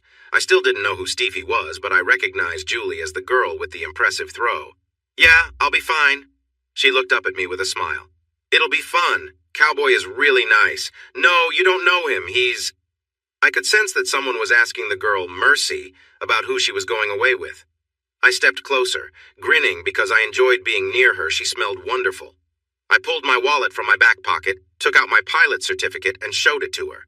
"Yes, I know. Hold on. I do know, yes. Stephanie. Stop talking, please," she said, clearly frustrated. "Listen, Mommy, can you write this down? I know you worry about me, but just listen, okay? Do you have something to write with?" There was a short pause. Mercy rolled her eyes and swayed her head while waiting. She took off her sunglasses to read the card better. She had stunning blue eyes and a cute nose with a few freckles, high cheekbones, and a nice smile. I could see her face better now that the glasses were off. "Okay, his name is Matthew James Singletary." "Uh-huh, Matthew. And his pilot's license?" "Certificate," I whispered to correct her. His private pilot certificate number is 5,555,555 inches. She quickly moved on after my correction. I appreciated how smart she was. She listened again. Yeah, that's it. If something were to happen to me and the police need to find Cowboy, they would know who to look for, because he wears a big cowboy hat. Then my beautiful friend, Mercy, handed the phone back to her roommate, Stephanie, for a bit. No, I don't know yet. I'll call you later, okay? She closed her eyes for a moment, listening carefully. Okay, Mommy, I'll be careful. Love you too, bye. Mercy pressed the end call button and put her phone away. I led her through the gate, glancing back at the picnic table where I had been with Faye. She was gone, and I couldn't spot her right away among the crowd. I didn't search too hard. I was focused on putting Faye in a safe place in my thoughts. Mercy, do you always talk to your mom like that? I asked with a smile as I opened the gate. That was not my mom, she replied quickly. That was my roommate Stephanie, she explained. But sometimes she acts just like my mom. Well, that shows she cares, I said, closing the gate after she passed through. She calls me Mercy, M-E-R-C-I, because she heard my real mom call me that once. It's a short form of Mercedes, she told me. I thought about her name as we walked to the passenger door of the old Cessna 172. Mercedes, I said slowly, enjoying how it sounded as she got into the passenger seat. Do you mind if I call you Mercedes instead of Mercy? It's a lovely name. It seems unique and fits you well, I said as I closed the cockpit door for her. I didn't want to check if she was okay with me using her full name, but she didn't say anything, so it seemed fine. I took the blocks away from the left wheel, put them in the storage area, and shut the door. Then I climbed into my seat. I handed her the headset for the passenger side, set it to intercom, started the engine, and let it run for a few minutes while I adjusted my headset and chatted with her to test the intercom. I drove away from the fence on the big tires of the plane's landing gear, aimed the old aircraft into the wind, and pushed the throttle. In no time, we were in the air. One reason I loved this Cessna was how quick it was, and I turned in a wide circle to the right. Soon we were flying over Jesse's restaurant where a group of people had come with Faye. The young woman with dark hair was waving wildly at them from the right seat. I made a wider turn so they could see her and wave back. I straightened out for a moment, flying south. Then I turned around again and went over Jesse's place once more. I rocked the wings a few times as a goodbye and began to climb higher. I took a direction towards the ranch that my parents had left me. We should arrive in about 20 minutes. I leveled off at a safe height, avoiding any risks from birds but low enough to stay off radar. As we flew, we chatted. So, I said casually, if you don't mind me saying, miss, Mercedes, you're the first person I've met with such striking blue eyes. She looked at me quickly. Well, first of all, I'm not Hispanic or Latina, she replied with some heat, a slight frown on her face. My apologies, I responded while glancing her way. I didn't mean to upset you. She stared at me for a moment, then smiled. You are speaking with a proud Cheyenne maiden. The Cheyenne people are Native American, not Hispanic or Latino. I admired her features for a moment and smiled back. Okay, Miss Cheyenne Princess. In a history project, I read journals from mountain men of the early 1800s, and I didn't recall any mentioning blue-eyed Cheyenne maidens. I paused to check the instruments before refocusing on flying. So, come on, there must be some Celtic ancestry in your Cheyenne Princess background somewhere. Mercedes playfully stuck out her tongue, but she was clearly enjoying the conversation. All right, she said with a big grin. I might have a mom who's Irish on both sides of her family. Happy now? She joked. Ah, I said, trying to seem wise, or at least close to it. So Dad found a lost Irish girl wandering around in Cheyenne, Wyoming, huh? Nope. Philadelphia, she shot back. Mom claims it was her idea. She says she spotted a wandering Cheyenne warrior and captured him fair and square. Now she feels sorry for him and he's all hers. I laughed, picturing the playful banter between her parents. My own mom and dad often joke like that too. I think I'd really enjoy buying your parents a cup of coffee and sitting down with them for a nice chat. They sound like wonderful people, I said, gently patting her hand before going back to the controls. I liked the way her hand felt.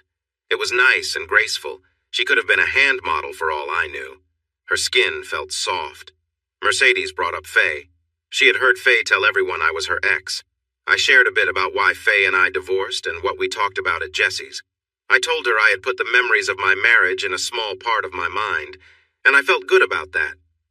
I also told Mercedes I didn't think it was wrong to invite her on a plane ride in front of Faye. My ex-wife was just another person to me, like anyone else at that table. Mercedes explained that Julie was a second cousin on her mom's side. Julie had invited her and Stephanie to Texas for a little getaway before their dance troupe prepared for a fall and winter tour in Europe. Julie, she said, worked with Faye but didn't know her well. I admitted I didn't know Faye very well either, and we moved on from that topic. Mercedes asked how I learned to fly, and I told her about my Uncle Jake, how he had taught me the basics and helped me fly solo when I was just 15. Flying became one of my favorite hobbies. We then talked about anything that popped into our heads. My navigation was spot on. In fact, the ranch appeared on the horizon much sooner than I expected. I was having a great time talking with this nice, Cheyenne girl. I lined up with the familiar stretch of land I used as a runway and explained to Mercedes how we go downwind and upwind. After we flew downwind and made a sharp turn to the right, I carefully landed the old Cessna smoothly on the runway. I then taxied close to the big barn, where we stored the wheel chocks and tie-downs. We secured the aircraft against any strong winds. This was Texas, after all, with its wide-open spaces and strong winds. Mercedes helped where she could, and once we were done, I led her through a breezy area in the barn to where we could see the house sitting 100 yards away. "Okay," she said, looking around. She pointed at the house where my Range Rover was parked by the back porch. "Where's this Mustang you mentioned?" "Oh, right over here," I replied, quickly changing direction toward the area where a small group of horses stood near the corral. They noticed us and looked eager, as if hoping for a treat. I didn't have any goodies with me, but they didn't know that. "There she is," I said, pointing to a 3-year-old sorrel horse that was prancing around, clearly enjoying the attention. "Hey, Ginger," I called, holding out my hand. She came over, nudging my palm, looking for something sweet. "Mercedes, meet Ginger. Ginger, this is Miss Mercedes, our Cheyenne warrior princess, and a really nice person." I introduced them. Ginger tossed her head and sniffed. Meanwhile, Mercedes was trying to hold back her laughter. "What's funny?" I asked, puzzled. I quickly checked myself to make sure everything was in place, but there was nothing out of the ordinary. "I thought you said you had a Mustang," she explained, giggling. "I do," I said. "That's her. She was running free with a small herd in Nevada before she was captured a couple of years ago. I'm not sure how she made it down here, but she's a true Mustang. There aren't many left anymore." Mercedes giggled again. "I thought you meant a Mustang, like a car. You know, vroom, vroom," she said, making car noises. I laughed. "Not at all. Why did you think I wanted to see you on her, like riding her?" "I thought that's just how cowboys talked," she admitted with a smile. I couldn't help but smile back. I appreciated her sense of humor and that she wasn't easily offended. I really liked that about her. "Nah," I said, "but I would love to see you riding her fast with your beautiful hair flowing behind you." Then I had a thought. "You do ride, right, Cheyenne Maiden?" I asked. She had mentioned being from Philadelphia on the flight, and I wondered if many women there had ever been on a horse. "I do," she replied with a big smile. "I spent summer vacations with Grandpa running elk, you know," she explained. "But I'm not going on a ride in these," she said with a frown, looking down at her shorts. "They would be too uncomfortable. I wouldn't be able to walk for a long time." That was true. She would definitely be uncomfortable, and I completely agreed with her decision not to ride in those shorts. I didn't want her to feel that way at all. So riding in that outfit wasn't an option. I thought for a moment. There had to be a way to solve this problem. An idea was in my head, but I couldn't quite catch it. I decided to let it go for now. I smiled at her, feeling a warm connection. I was starting to really like her playful smile. Then a thought came to me. "What is your Cheyenne name?" I asked, curious. She glanced at me quickly to see if I was serious. When she saw I really wanted to know, she smiled. "It's like, little dove that calls in the morning," she said, looking at my reaction. I tilted my head as I thought about the name, only to discover I was genuinely considering its meaning. After a moment, I nodded slowly while smiling. "That's very nice," I said. "It's a lovely name for a lovely person." She liked my response and gave my chest a friendly pat. I hadn't even noticed how close we were as we talked, and it felt really nice. We stopped by my parents' old house to grab some water bottles and then went exploring. We drove across the land, searching for the small herd of longhorn cattle that I thought would be near a spring that never dried up. The vast prairie beyond my ranch made our small piece of land seem tiny. No one seemed to know who owned all that grass, and it appeared to have been returned to public control. But since no one ever came to ask us to keep our animals from grazing there, I made use of it. The longhorns could be anywhere near the spring. We quickly found it, and while Mercedes walked around, I took a moment to clean up the area a bit. After that, we headed a few miles north and then west around a hill where we spotted the cattle making their way back to the spring we had just left. We parked and watched the cattle as they moved slowly. Mercedes was amazed by how wide the horns were on those animals. To keep the conversation going, I shared some facts about longhorn cattle and a bit about the history of the area, including some old ruins near the hill. She expressed interest in seeing the ruins someday. I promised I would take her. I told her about the buffalo, but they were far away, probably in another direction since they didn't get along with the longhorns. The afternoon was getting late. We started back to the house, talking about different things, nothing special, just friendly chatting. The shadows grew longer as we arrived back at the old homestead. I drove around the house, showing her the swimming pool and jacuzzi in the backyard. Then we drove a short way down the hill towards the county road so I could show Mercedes the little house where my parents let me live from when I was 15 until I went to college. I also pointed out the field nearby. It was now overgrown and the plowed lines were almost flat. I shared with her how I had walked across that field many times as a kid. When I got older, I began to run across it to stay active, and I was sure I got my exercise just from walking back and forth. When we reached the front porch of the main house, I turned off the engine but didn't open my door right away. "Ah, Mercedes, I really don't want to take you back to town. I'm having the best time with you. But I don't want you to feel stuck here or anything, so if you'd prefer, we can head back to town. I could have you home in time for dinner." She looked at me for a moment, searching my eyes. "What do you want to do?" she asked. "I want to fire up the grill and make you steak and salad for dinner," I replied quickly. "Then maybe we'll swim in the pool and later look up at the stars when it gets dark while we hear the coyotes howling," I said all at once. Mercedes studied my face and then smiled softly. She turned to reach into her back pocket for her phone. "Stevie," she said. "Hi. Just so you know, I'm not coming back tonight, okay?" "Yeah, I'm staying out here at the ranch. I don't know, maybe tomorrow, or the next day. Everything is good. I'll call you tomorrow. Bye." She turned back to me. "Cowboy Matt," she said earnestly. "I really need to find that nice bathroom you showed me earlier." I was starting to really like her smile. "Of course," I replied, grabbing the door handle. "Last one inside has to wait," I yelled playfully. She laughed and tried to get her door open. We hurried up the 4 big steps to the porch, and I pushed the door open as fast as I could.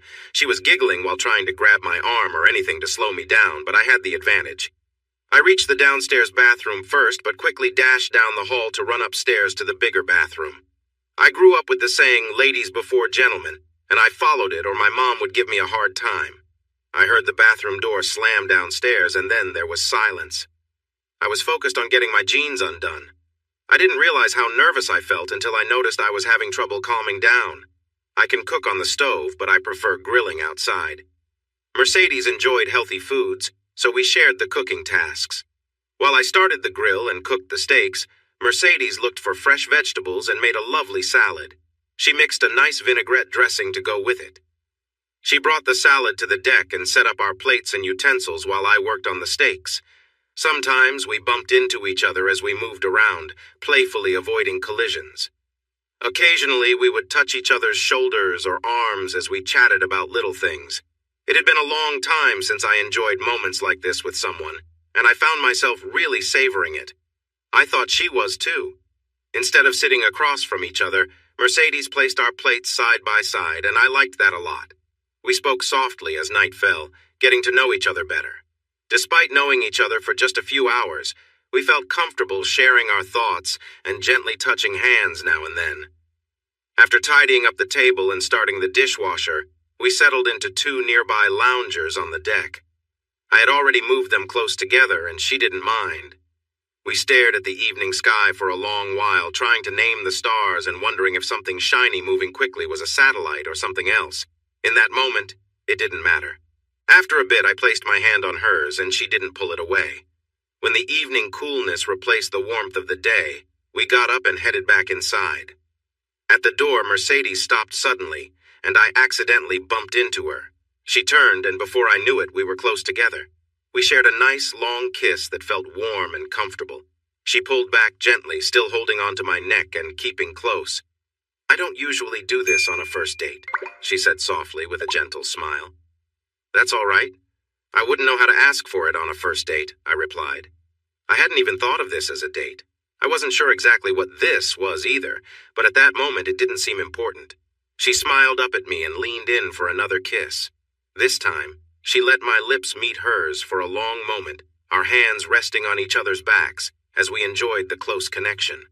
Her breathing quickened slightly. She pulled back and looked at me with a smile. "Hey, cowboy." I murmured, still caught up in the warmth of the moment. "When you showed me around the house earlier?" I responded, focusing on her words. "Think you could lead me back to that big old bed upstairs?" she asked, a hint of humor in her voice. That was all the invitation I needed. I closed up the back door, and we walked hand in hand through the house, turning off the lights as we went. I motioned for Mercedes to go up the stairs ahead of me, admiring her graceful movements as she climbed. She had an elegance about her, smooth and calm. Once upstairs, I pulled the bed covers back as she got comfortable. We both felt relaxed and left our things wherever they happened to land, not caring much for neatness in that moment. We shared a deep, lingering kiss, both of us savoring it. I knelt beside her, wanting to make sure she felt special and cared for, remembering the simple joy of making someone happy and comfortable. I was always taught that being attentive and thoughtful meant a lot. My Uncle Jake had shared that lesson with me, along with a few other life tips. He was the one who taught me to fly, and when you're flying for long stretches, there's not much to do but talk. Jake loved to share stories, mostly about flying, though sometimes he'd share advice on life and relationships. Uncle Jake never married, but he was rarely alone. People were naturally drawn to him, and he always had friends around people of all ages. Some were old friends, and a few were new acquaintances who looked up to him for advice. He was the kind of guy people leaned on for wisdom and a good laugh. He taught me a lot about confidence, respect, and kindness in the small moments, lessons that I took with me everywhere. I was pretty sure my parents would have been upset if they knew all the unconventional lessons Uncle Jake shared with me while I visited his house. With Mercedes, I wanted to show her the gentle approach I'd learned from him, making sure she felt comfortable and cared for. I leaned in close, creating a calm, peaceful moment for us both. We spoke quietly, sharing a laugh here and there, our connection feeling natural and unhurried. I was simply focused on her, making sure she was relaxed and took my time. As the evening went on, she leaned into the comfort, letting herself enjoy the quiet moments as we sat together. I focused on her reactions, responding softly, with a kind of unspoken understanding between us. I followed her lead, making sure every moment felt easy and respectful. Eventually, she settled into a peaceful, contented state, her hand resting gently on mine as she drifted off. We shared a few quiet words afterward, both relaxed and enjoying the calm atmosphere. In those final moments, I made sure she felt appreciated and comfortable, treating her with the same kindness and patience Uncle Jake had taught me to value in any relationship. We ended the night with a quiet, shared sense of contentment, both ready to embrace the quiet calm we'd created together. Then I started over, taking my time and moving gently. After a few moments, I gradually slowed down, easing into soft, gentle touches. I took a breath and gave a light chuckle. She murmured softly, looking at me. "I'm just happy," I replied with a smile. "This is the best time." I moved to lie beside her, resting my head on the pillow. She moved closer until she was resting her head beside mine, and we shared a quiet, contented smile. "Feels nice, doesn't it?" she asked softly. "Absolutely," I replied, "and I could stay like this all day." I kissed her again, moving gently, savoring the peaceful moment. We shared warm, lingering glances as I moved to her shoulder, giving her soft, gentle touches, creating a moment of closeness and care. As I gently kissed her shoulder, her hand rested lightly on mine. We both enjoyed the quiet, the connection unspoken but understood.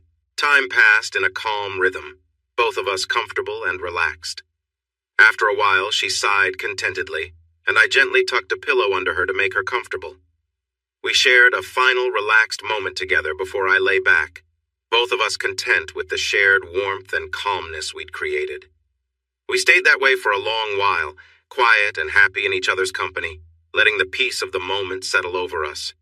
As we finally relaxed, we shared one more glance, feeling connected and close, grateful for the quiet happiness we'd found together. Lying next to her, I gently ran my hand from her shoulder down her arm and as far along her leg as I could reach. She caught her breath here and there, her body lightly shivering now and then as we relaxed together. She eventually placed her hand on my chest, holding my hand in hers and moving slightly closer until her head rested comfortably on my shoulder. With a small smile, she patted my chest in a warm, friendly way. "If you tell anyone, I'll deny every word," she murmured playfully. "But I need a break, I'm nearly worn out." She shifted a little, adjusting her position with a contented sigh before she settled down again, fully relaxed. "I didn't do a thing," I said innocently. She laughed a light, happy sound. "Maybe I was just a bit too comfortable," she said, smiling to herself. We lay there together, resting, chatting softly, and sharing a comfortable, easy connection. "So why didn't you and your ex-wife share this kind of closeness?" she asked after a while. "Hey now," I replied. I tried every chance I got, whether it was a few times a week or more when she was willing." I smiled. She was quiet, thinking. "Then maybe she didn't realize what she had," she answered with a small laugh. I laughed back. "Well, just so you know, I'm really enjoying getting to know you." She considered that with a grin. "Well, you're finally catching on, cowboy," she said warmly. We shared a playful moment, leading to a bit of gentle laughter, each of us just enjoying the time together. When I woke the next morning, her soft, dark hair rested across my chest, her head nestled against my shoulder with her legs gently intertwined with mine. Earlier, as dawn broke, she had wrapped herself close, letting us share a peaceful closeness. Her gentle breathing against my shoulder felt warm and calm, a connection I hadn't felt in a long time. I'd dated here and there since the divorce, but with Mercedes I felt something genuine. She stirred slightly and I kissed her forehead gently.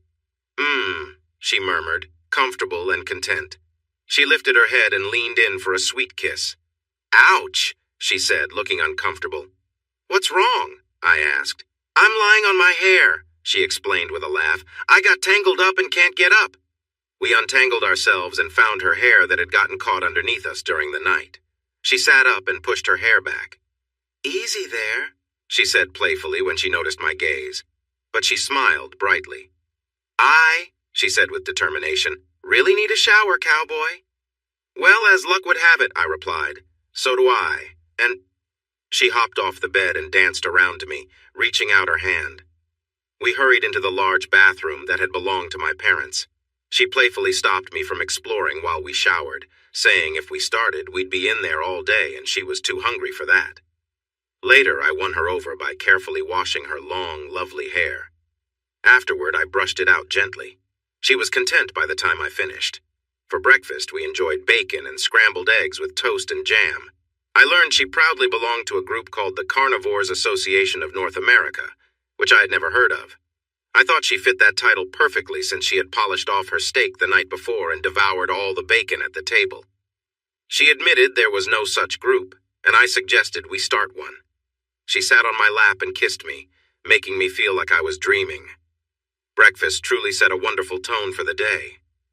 Wearing one of my t-shirts, Mercedes found her phone and called her friend Stephanie to check in and make sure I hadn't caused any trouble. They talked for a while. I paid little attention and after putting on my jeans and boots, headed out to take the trash to the fire pit for burning and to clean out part of the big barn where the horse stable was. When I walked back inside, I grabbed a soda from the fridge. Mercedes was done with her call and her phone was charging on the sideboard next to mine. That's when it hit me. "I've got it!" I exclaimed, as a realization dawned on me about jeans, Mercedes, and horses. Mercedes looked at me with a puzzled expression. Mom's things, she left everything. I waved my hand dramatically. Let me explain. Mom and Dad didn't want the ranch anymore. They gave it to me to sell. They're traveling in an RV across the country and said I could keep whatever I wanted from the house. But anything I didn't want, I was supposed to burn, okay? Mercedes nodded to show she understood my short version of events. And some of my mom's things, they're all clean and here like a couple of blue jeans. I looked at her thoughtfully. I guessed a pair of her jeans would fit you well enough. You could go riding in them if you still want to? She nodded happily. We ran upstairs. I showed Mercedes where Mom's old closet was, and she started to look through the clothes to see if she could find some pants or jeans to wear. I opened my laptop and started the video chat app. Just to be polite, I wanted to ask Mom if we could borrow the jeans, and I needed to call them anyway. Hi, sweetie, Mom said when we connected. I've been thinking of you. How are things going? Just fine, Mom. Sold Chip and Tattler last week. They were two of our horses. And I think I have a buyer for the buffalo. I won't know for a few days if it's a deal or not. Other than that, most of the farm machinery is sold, and things are going pretty well. How are you all doing? I heard some soft giggles from Mom's closet and a couple of light thuds. I looked around to see Mercedes pulling a large box out of the closet. I went back to listening to Mom as she talked about the Meteor Crater National Landmark and mentioned Winslow, Arizona being in a song. After a moment, I told her it was in a song by the Eagles called Take It Easy, and when it came out, she was excited. I didn't mention that I quickly found that info online to seem smart, even though I was just as curious as Mom at first. Mercedes caught my attention, holding something up that I guessed she found in the closet. I looked and was surprised. In her right hand, Mercedes was holding a pair of fur-lined handcuffs, and in her left, a matching set of cuffs for the ankles. I took the handcuffs from her. Mom, I asked, what are these? I held them up so she could see. I noticed the key to unlock them was taped to a length of chain. I let the cuffs hang in front of the laptop's camera. Dang it, Tom, I thought you cleaned out the closet, Mom said firmly, looking off screen. Nope, Dad replied simply. You said you would get your box and put it in the RV, remember? Mom turned back and pursed her lips. Well, sweetie, she said carefully, sometimes parents have things they enjoy doing together. I interrupted. Mom, I know about that all right. I couldn't help but grin. So, what's the story behind these? She took a deep breath, looking like she was searching for the right words. Finally, she shrugged. Matt, honey, your dad and I, we're older than you. I'm glad we're still here. She smiled widely, clearly amused. And we really enjoy our fun, right? Mercedes handed me a unique harness. I blinked and held it up for the laptop camera. And what is this, Mom? I asked. Mom took a deep breath. Well, you see, she began. She looked a bit annoyed, probably thinking about Dad. Tom, you should have reminded me about the box. She didn't seem to expect an answer. So, sweetie, maybe on his birthday? Your dad might have a special evening if one of my friends comes over for, you know. That was a bit too much detail, but I was having a great time teasing my mom.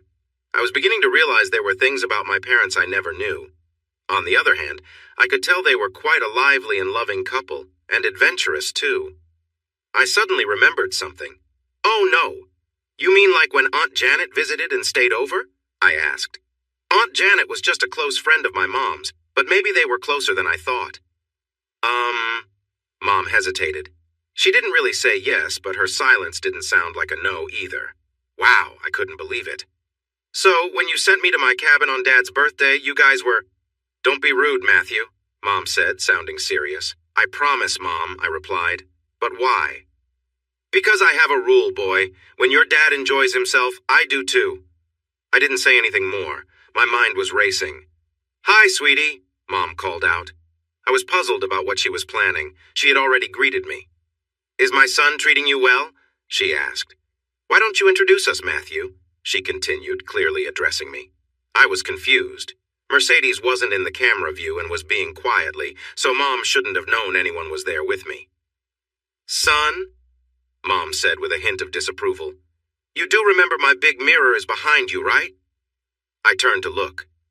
There it was, the old full-length mirror Mom kept in the room.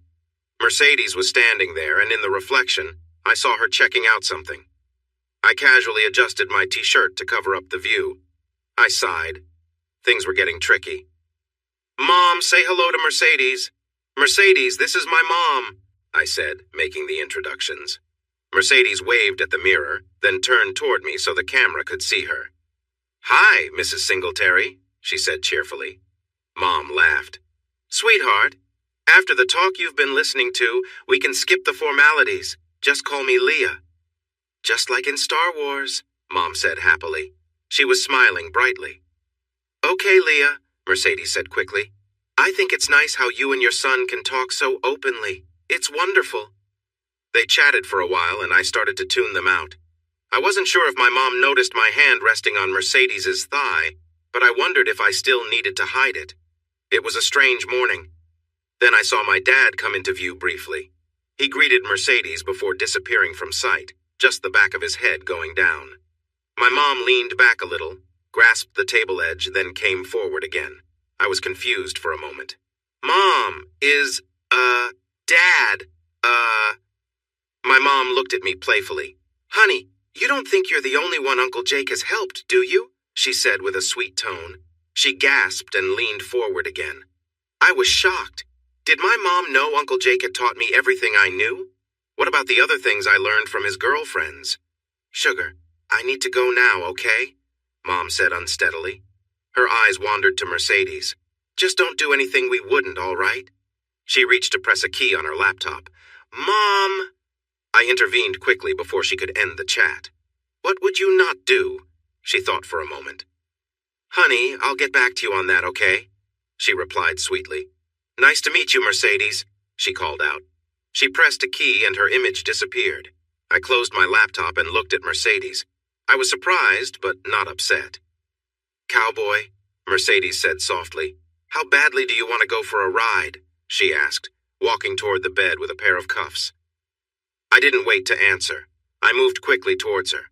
In no time, she had her shirt off and was lying on the bed with her wrists in the cuffs and her legs open when I reached her. We didn't go horseback riding that day or the next. We did go on the fourth day. We needed a break. That was how things went through the weekend and into the next week. Everything had changed on Thursday. "Honey, Matt," Mercedes asked gently at breakfast. She had been quiet since we woke up, and I could tell something was on her mind. "Uh-huh," I responded calmly, preparing for whatever was bothering her. "You know Stephanie, right?" "I do. Well, I don't know her well, but I know who you mean." Mercedes nodded. Could we invite her to stay with us? Would that be okay?" I was surprised. Things between Mercedes and me had been going well. We got along really well in every way. We did the morning chores together, cooked meals, took walks almost to the road, went riding, and really enjoyed being together. At least, that's what I thought. Why did she want to bring someone here who might make it harder for Mercedes and me to get closer? But then, her question about having Stephanie stay with us was an interesting choice of words. "Sure," I replied calmly. There was no need to create obstacles. If Mercedes didn't want to be alone with me, that was that. I might as well go with the flow. Mercedes smiled right away. "Thanks, sweetie. I'll call her, okay?" "Of course." She took my hand as she made the call and pulled me next to her. It seemed like she wanted my support while she talked to her friend. I saw this as a good sign. "Hi, Steffi," Mercedes said to her friend. "Cowboy said yes, so it's a go." "Uh-huh. We can practice some routines. The living room has a nice floor and—" "Yes, Stephanie." Horses, yes, the airplane too. Stephanie, please listen." She rolled her eyes at me. "Okay, yeah, we'll do all kinds of things. Just pack, Stephanie. Steffi, hush. Please listen to me. Just bring a few things. No, you won't need much. We're pretty laid back, okay? Yeah, I know. Listen, pack my extra brushes and hairdryer and... Yeah, you know what I mean. Right." She said we again, referring to me and her. I liked that. It made me feel good about this situation. Then, a thought hit me. I waved to get her attention. "Hang on a minute, Steph," Mercedes said into the phone. "Does she know how to find us?" I asked. Mercedes had talked about Stephanie bringing things to the ranch. Mercedes sighed and shook her head, which made me smile. If she can reach McReady's airfield, we can go pick her up in the plane. What do you think? I gave her the address and started giving some directions.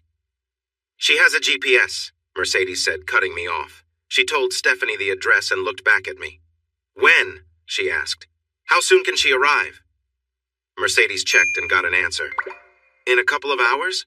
I nodded, glancing at the wall clock. Okay, tell her we'll be there at 1 o'clock. Then I remembered something Mercedes had mentioned to Stephanie. I waved for her to cover the microphone. Was she worried about the laid-back thing you told her? I asked. Mercedes grinned widely. Nope, Steph is. Well, maybe a little adventurous. I returned her smile with one of my own. I had a playful idea. Okay, tell her. How about putting her on speaker so I can talk to her?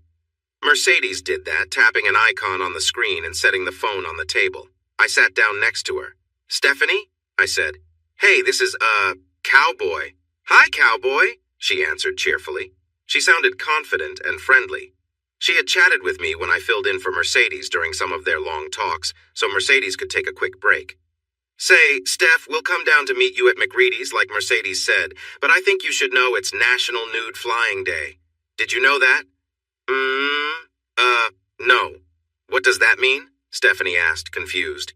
I smiled at Mercedes. Well, Stephanie, it means that everyone on a small plane must fly without clothes if they take off between 7 a.m. and 11 p.m., and that includes us. I'm really sorry, but I don't think we can avoid it, I told her. Mercedes was trying hard not to laugh. Her eyes sparkled with amusement. Well, Stephanie said uncertainly, I guess it's okay. Do I need to drive to the airport without clothes? Oh no, not at all, I assured her. I didn't want the police to stop her on the way there.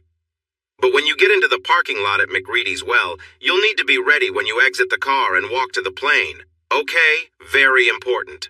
I was just teasing her, but I was having fun with this prank. Make sure not to leave the car until you see Mercedes and me taxi up to the side of the field nearest the parking lot, okay? Okay, Stephanie said happily. I got up and went to the kitchen to make some quick sandwiches. We had made a nice roast dinner the night before, and I was thinking about those roast beef sandwiches. Mercedes helped me do a quick check on the Cessna. It was the first time I had done it without clothes, and it was a lot of fun too. We put a change of clothes in the luggage compartment, but we flew without any clothes on except for sandals. Are you sure this'll be okay? Mercedes asked once again.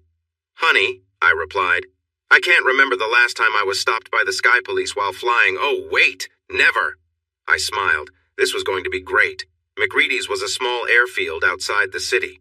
It didn't have a control tower and wasn't very busy. It was often used by weekend pilots who just wanted to get up in the air for a bit. I knew the field, the owner, and the staff there very well.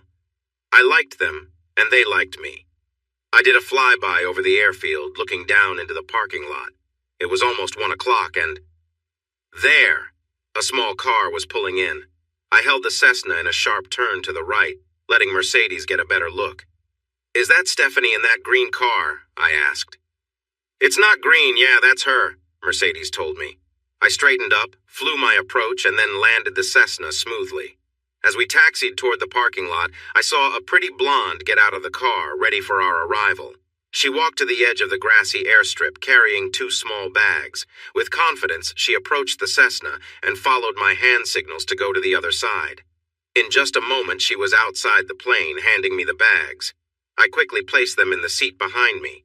Stephanie climbed in and settled into the back seat, while Mercedes got into the front with me. She fastened her seatbelt, her face shining with excitement. We all smiled at our fun adventure. I started the engine, taxied, and took off a couple of minutes later. Victor Papa Romeo, 319er, said a voice on the radio. It was Gene, who owned the airfield. He wasn't a control tower since the airfield didn't even have one, so this was probably just a friendly call. I gestured for Mercedes and Stephanie to put on the headphones I had ready for them. Victor Papa Romeo, 319er, I replied, smiling to myself. 319er. Please return to McReady Field for, passenger checks, copy? Gene could barely contain his laughter, and I could hear some chuckles in the background. I couldn't help but smile wider. Negative, McReady, I said. 319er is headed to our home port for a important event, 10-4. A lot of people here would really like you to stay and chat, Matt, he replied, dropping any attempt to sound serious.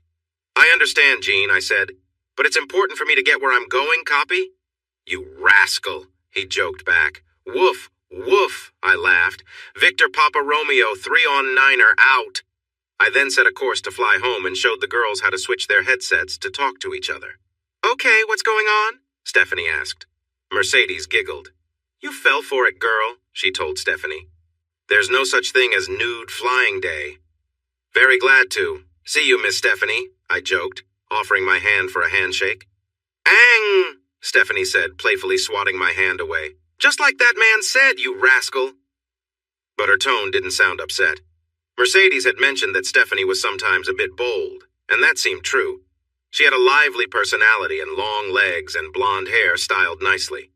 One thing I found puzzling was that Mercedes had mentioned earlier that Stephanie was a lesbian, but then added, at least Stephanie thinks she is. Stephanie seemed pretty comfortable, so I wasn't sure what to think. I felt confused, but didn't dwell on it too much. I was enjoying the company of 2 young women. They were both very comfortable being themselves. I felt really happy in that moment. We spent the afternoon showing Stephanie around the house and yard. We introduced her to Ginger and my horse, whom my dad named Hoss a long time ago. I also suggested a lovely chestnut horse for her to ride if we all went out together. Most of the day was spent by the pool, where the 2 girls shared stories about their lives. Mercedes included me in their chat, helping Stephanie and me talk and get to know each other better. As the sun began to set, we felt more relaxed with each other. Mercedes started moving a little closer to me, casually touching me and getting a bit nearer than before. She kissed me from time to time, and it seemed like she wanted to show Stephanie that we were close. When we finished locking the outside doors for the night, Mercedes took both of our hands and led us upstairs to the bedroom. There had not been any talk about what would happen next, but it seemed clear that the 2 women had an idea in mind from the moment Stephanie arrived. I didn't say anything to disagree. As we entered the room, Mercedes whispered in my ear, "Remember, she thinks she's a lesbian, okay?" Mercedes had mentioned this before, but I wasn't sure what that meant. I wondered if she wanted me to pay attention to the word thinks. I decided to see how things went. Mercedes then sat on the edge of the bed and took my hand and Stephanie's, pulling us down beside her. She lay back, looking at me and then at Stephanie. She let go of our hands and rested her fingers on the bedding. "Please, I want you both," she said softly. Stephanie looked at me over Mercedes and I looked back at her. "Steffi, would you help me with Mercedes?" I asked gently. I was a little nervous because I'd heard Mercedes call her that name, but I wasn't sure how Stephanie would feel if I did. Stephanie thought for a moment, then nodded slightly and leaned in closer to Mercedes. Mercedes rested comfortably beside me as I gently held her, focused on making her feel relaxed and supported. I could tell by her breathing that she was deeply at ease, and we shared a peaceful closeness, both content. Stevie was nearby, offering her own gentle care for Mercedes, as we all enjoyed the moment, each of us simply happy to be there. Mercedes looked at me, giving a small smile, which I returned, appreciating the warmth in her gaze. We all shared an unspoken understanding, each contributing to the calming atmosphere that filled the room. "Matt," Mercedes whispered quietly, her voice filled with appreciation. I held her hand, and we continued to share a few more gentle moments together. I didn't look directly at Steffi, respecting the quiet understanding between us all. We each took turns creating a warm, comforting environment for Mercedes, a light-hearted sense of trust building among us. Mercedes rested, and her smile told me that she was at peace, grateful for the comfort and care we all shared. Our focus was on being there for one another, and it created a bond that made the moment feel uniquely special. In time, we found an easy rhythm of support, each person doing their part to create a sense of calm and happiness. We all felt connected in our shared goal, to make Mercedes feel valued, peaceful, and content. There was no rush. We simply let the natural rhythm of care and friendship guide us, allowing us all to rest comfortably, with Mercedes happy and surrounded by the friends who truly cared for her. Mercedes and I shared a quiet, close moment together, our laughter light as we relaxed beside each other. She reached over, giving me a reassuring pat before leaning back with a contented smile. After a moment, She gently wrapped her arm around Stevie, pulling her closer between us. "Matt," Mercedes said softly, "show Stevie some kindness, all right?" I understood her meaning.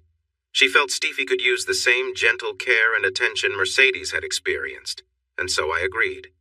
Together, we created a calm, comforting space around Stevie.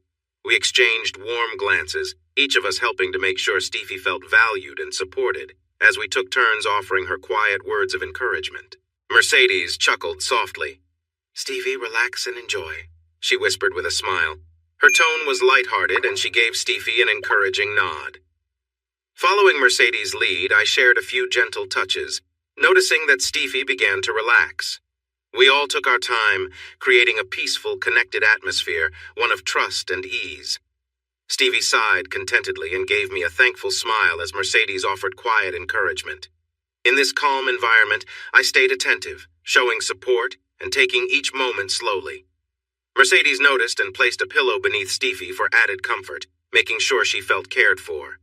We shared a few more gentle moments as Stevie began to breathe more evenly, clearly at ease. Eventually, I leaned back, sharing a soft look with Mercedes, both of us proud to see Stevie so at peace. We all shared a final smile together, feeling relaxed and happy in each other's company. We kept the mood light, each of us taking joy in the shared friendship and calm connection that filled the room. Her hands were gently holding my shoulders. She wrapped her arms around my waist, drawing me closer to her. Then we started moving together, both of us putting in a lot of effort and breathing hard. Suddenly, Stevie stopped. Her body shook and her eyes widened. She held onto my arms tightly, keeping me above her. I could feel a strong wave of emotion pass through her. She let out a sharp sound and then relaxed, her eyes closing as she laid back. A small shiver ran through her body before she became still. I felt ready to collapse, so I pulled away from her. I had intended to roll to one side, but Mercedes gently pulled me toward the other direction. I ended up lying down between both women, tired and resting on my back. Stevie playfully tapped my chest, trying to get my attention. "What?" I asked, surprised. "I was going to be so happy being with women," she said. "And then you had to go and change that." I wasn't sure how to respond, so I just stroked her arm, hoping to think of something to say later. No, she said softly. "Just be still for a moment, okay?" Mercedes laughed and cuddled up on my right side, resting her head on my shoulder. She giggled again. "I had to stop him from touching me the first night we were together too," she said to Stevie. They both started giggling at the memory. I thought that was a secret, but it seemed like best friends shared everything. For a while we enjoyed the quiet, resting together until Stevie poked me playfully. "Stevie," I said, raising my voice a bit. "We need to agree not to poke or hit each other, okay?" "Wuss," Stevie replied, not sorry at all. "Listen, you're divorced, right?" "I am. Want to see the papers? A real judge signed them?" "No, that's okay. I believe you. But Mercedes said it was because your wife was involved with another woman and a guy, right?" "Yep," I told her. "But we just did something similar and you didn't seem to think it was wrong. What's the deal?" "This is different," I explained. "None of us is married, and that makes a difference." I added, "Stevie, it wasn't about what they did. It was about them being in a situation where they shouldn't have been together at all." I recalled the day I learned about her actions. They weren't supposed to be fooling around in the first place, no matter what kind of fun they were having. My wife made a promise to forsake all others, and I did too. It's right there in our wedding vows. What we just did is different. I get that it's the same type of fun, but none of us is married. None of us is in another relationship as far as I know. The girls both shook their heads. "So, none of us has committed to anyone else. None of us is exclusive with anyone else, right?" I concluded. "Do you see where I'm coming from, Stephanie?" I asked a bit nervously. "Yeah," she replied. "Great," I said with a smile. "The lecture from Professor Matt is officially over." I playfully patted her and Mercedes's legs. "So, who wants to take a quick shower and then go downstairs to grab something to eat? I'm really hungry." We took our shower together after agreeing to avoid any intimate touches, since that would slow us down. We were all three really hungry. We had already burned a lot of energy, and we'd probably use even more when we changed the sheets and maybe flipped the mattress. I didn't want to be in the wet spot any more than they did. For the next 15 days, the three of us enjoyed each other's company in and out of bed. The girls helped with morning chores, and we went riding. I finally saw Ginger running at full speed with Mercedes riding her, her long black hair flowing behind her. We swam in our pool and took trips to the lake to ride jet skis. We did all sorts of fun things. When we weren't out doing something, we spent time together in many different ways. I spent time with each of the girls on their own, and they also enjoyed time together. Sometimes they wanted to spend time alone, but usually I joined in at some point. We were together in every room of the house, out in the tall grass beyond the barn, and on picnic blankets in the open fields. We did other activities too. I took the girls dancing in the city a couple of times, and we had dinner at nice restaurants several times. We drove their Range Rover into town and cleared out their apartment. I spent a little more than 3 weeks with Mercedes, 1 week just with her, and then 2 weeks with both Mercedes and Stephanie. Those were the best weeks of my life. On our last night, we planned to share a special moment together, but Mercedes and I decided instead to just be close and support each other. She and Stephanie were leaving in the morning, and we were all struggling with that. "You know why I asked if Stephanie could come out here, right?" Mercedes asked softly. I nodded in the dim light of the bedroom. The darkness was only lit by the moonlight shining faintly through the window. "If we had just a little more time alone here," I said. "Then tomorrow might not come at all," I added with a heavy heart. "And Stevie needs to understand who she truly is. It's different than she thinks," I continued. "It seems like she's doing okay, but I'm worried it might create a distance between us." I paused for a moment. "Did it help you?" I asked gently. She sighed. "I'm not sure," she replied sadly. "Maybe," she thought quietly. "If we get through tomorrow, maybe it will be enough." "But I didn't expect Stevie to feel so strongly for you," Mercedes said with a hint of playfulness. "Or you for her." I had no words. Everything felt so tangled. We stayed quiet for a while. "And you know about Stevie and me dancing together?" "I do. You both grew up together, started dancing when you were little, and now you're preparing for that big performance in Philadelphia." "I know," I said. "Maybe I could stay here and find—" "No, that wouldn't work," I interrupted. "The chance you have in Philadelphia is too special. There's nothing like it here. I wouldn't want to take that dream away from you. That wouldn't be fair, and after some time, you might wonder what could have been. That could cause issues between us, no matter how hard we tried to avoid it." I took a deep breath and released it slowly. "If I followed you to Philadelphia, you would be busy with dance, and we wouldn't have much time together, with all the traveling and everything." I sighed again. "We can't make that work either." We could have talked more, going in circles, but then there was a knock on the door. Stevie sniffled softly, trying to hold back her tears. "Can I sleep with you too?" she asked in a small voice. She had meant to give Mercedes and me the night alone, but the thought of facing tomorrow alone was too painful for her. "Of course," I said gently, looking at Mercedes. She nodded. "Come here and let me hold you," I said to Stevie. She crawled under the covers and nestled close to me. I lay on my back while the girls rested their heads on my shoulders. We didn't get intimate, but we felt closer than ever. After Mercedes and Stevie left, I felt completely lost. They didn't call or text, and I didn't reach out either. We had all agreed that it would only make things harder, and there was nothing to be done. It hurt deeply, though. I focused on getting the ranch sold or given away. I sold all my cattle to a ranch near Kingsville. They planned to mix them with their herd to bring in some new genetics. I sold Ginger and another 3-year-old mare to a family named Ingram for $1 each. Fred and Sarah Ingram had 2 daughters, 13-year-old Amber and 11-year-old Pamela, who instantly fell in love with the horses. One day they stopped at my gate while I was getting the horses ready. By the time Fred finally got the girls to leave, my shirt was soaked with their happy tears from hugging me so much. It warmed my heart to see them so joyful. The rest of the horses sold quickly, and I sold the buffalo to a rancher in Colorado who already had some there. I also sent the remaining farm vehicles to an auction in the next county, and they sold fast too. That wrapped up my selling. I gave Uncle Jake's old Cessna 172 to Gene McReady for his pilot training program.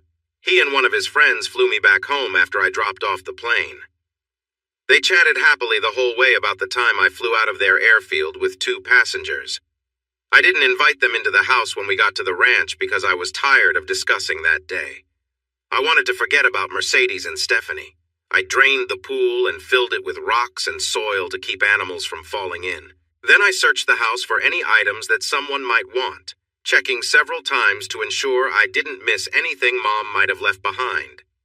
I got all the permits I needed for a controlled burn and set fire to the old ranch house and the small house where I lived as a teenager. The local volunteer fire department was on standby while the houses burned. We celebrated with baby back ribs, brisket, and all the sides from Jesse's for the fire crews, along with plenty of soda and bottled water. Everyone stayed long after the fire was out, enjoying food and chatting until they got calls from their partners wondering where they were. That night, I stayed at a motel, feeling disconnected from everything that had tied me here. The next morning, I headed for California. My parents were on their way to Yosemite, and I planned to meet them there for a short visit. It probably looked a bit funny, a 30-year-old man visiting his parents at a campsite in the woods. Hey everyone! Thanks for watching. Don't forget to subscribe and turn on notifications so you won't miss any of the exciting stories we have coming up. What do you think about the characters in this story? Let us know in the comments. We'd love to hear from you.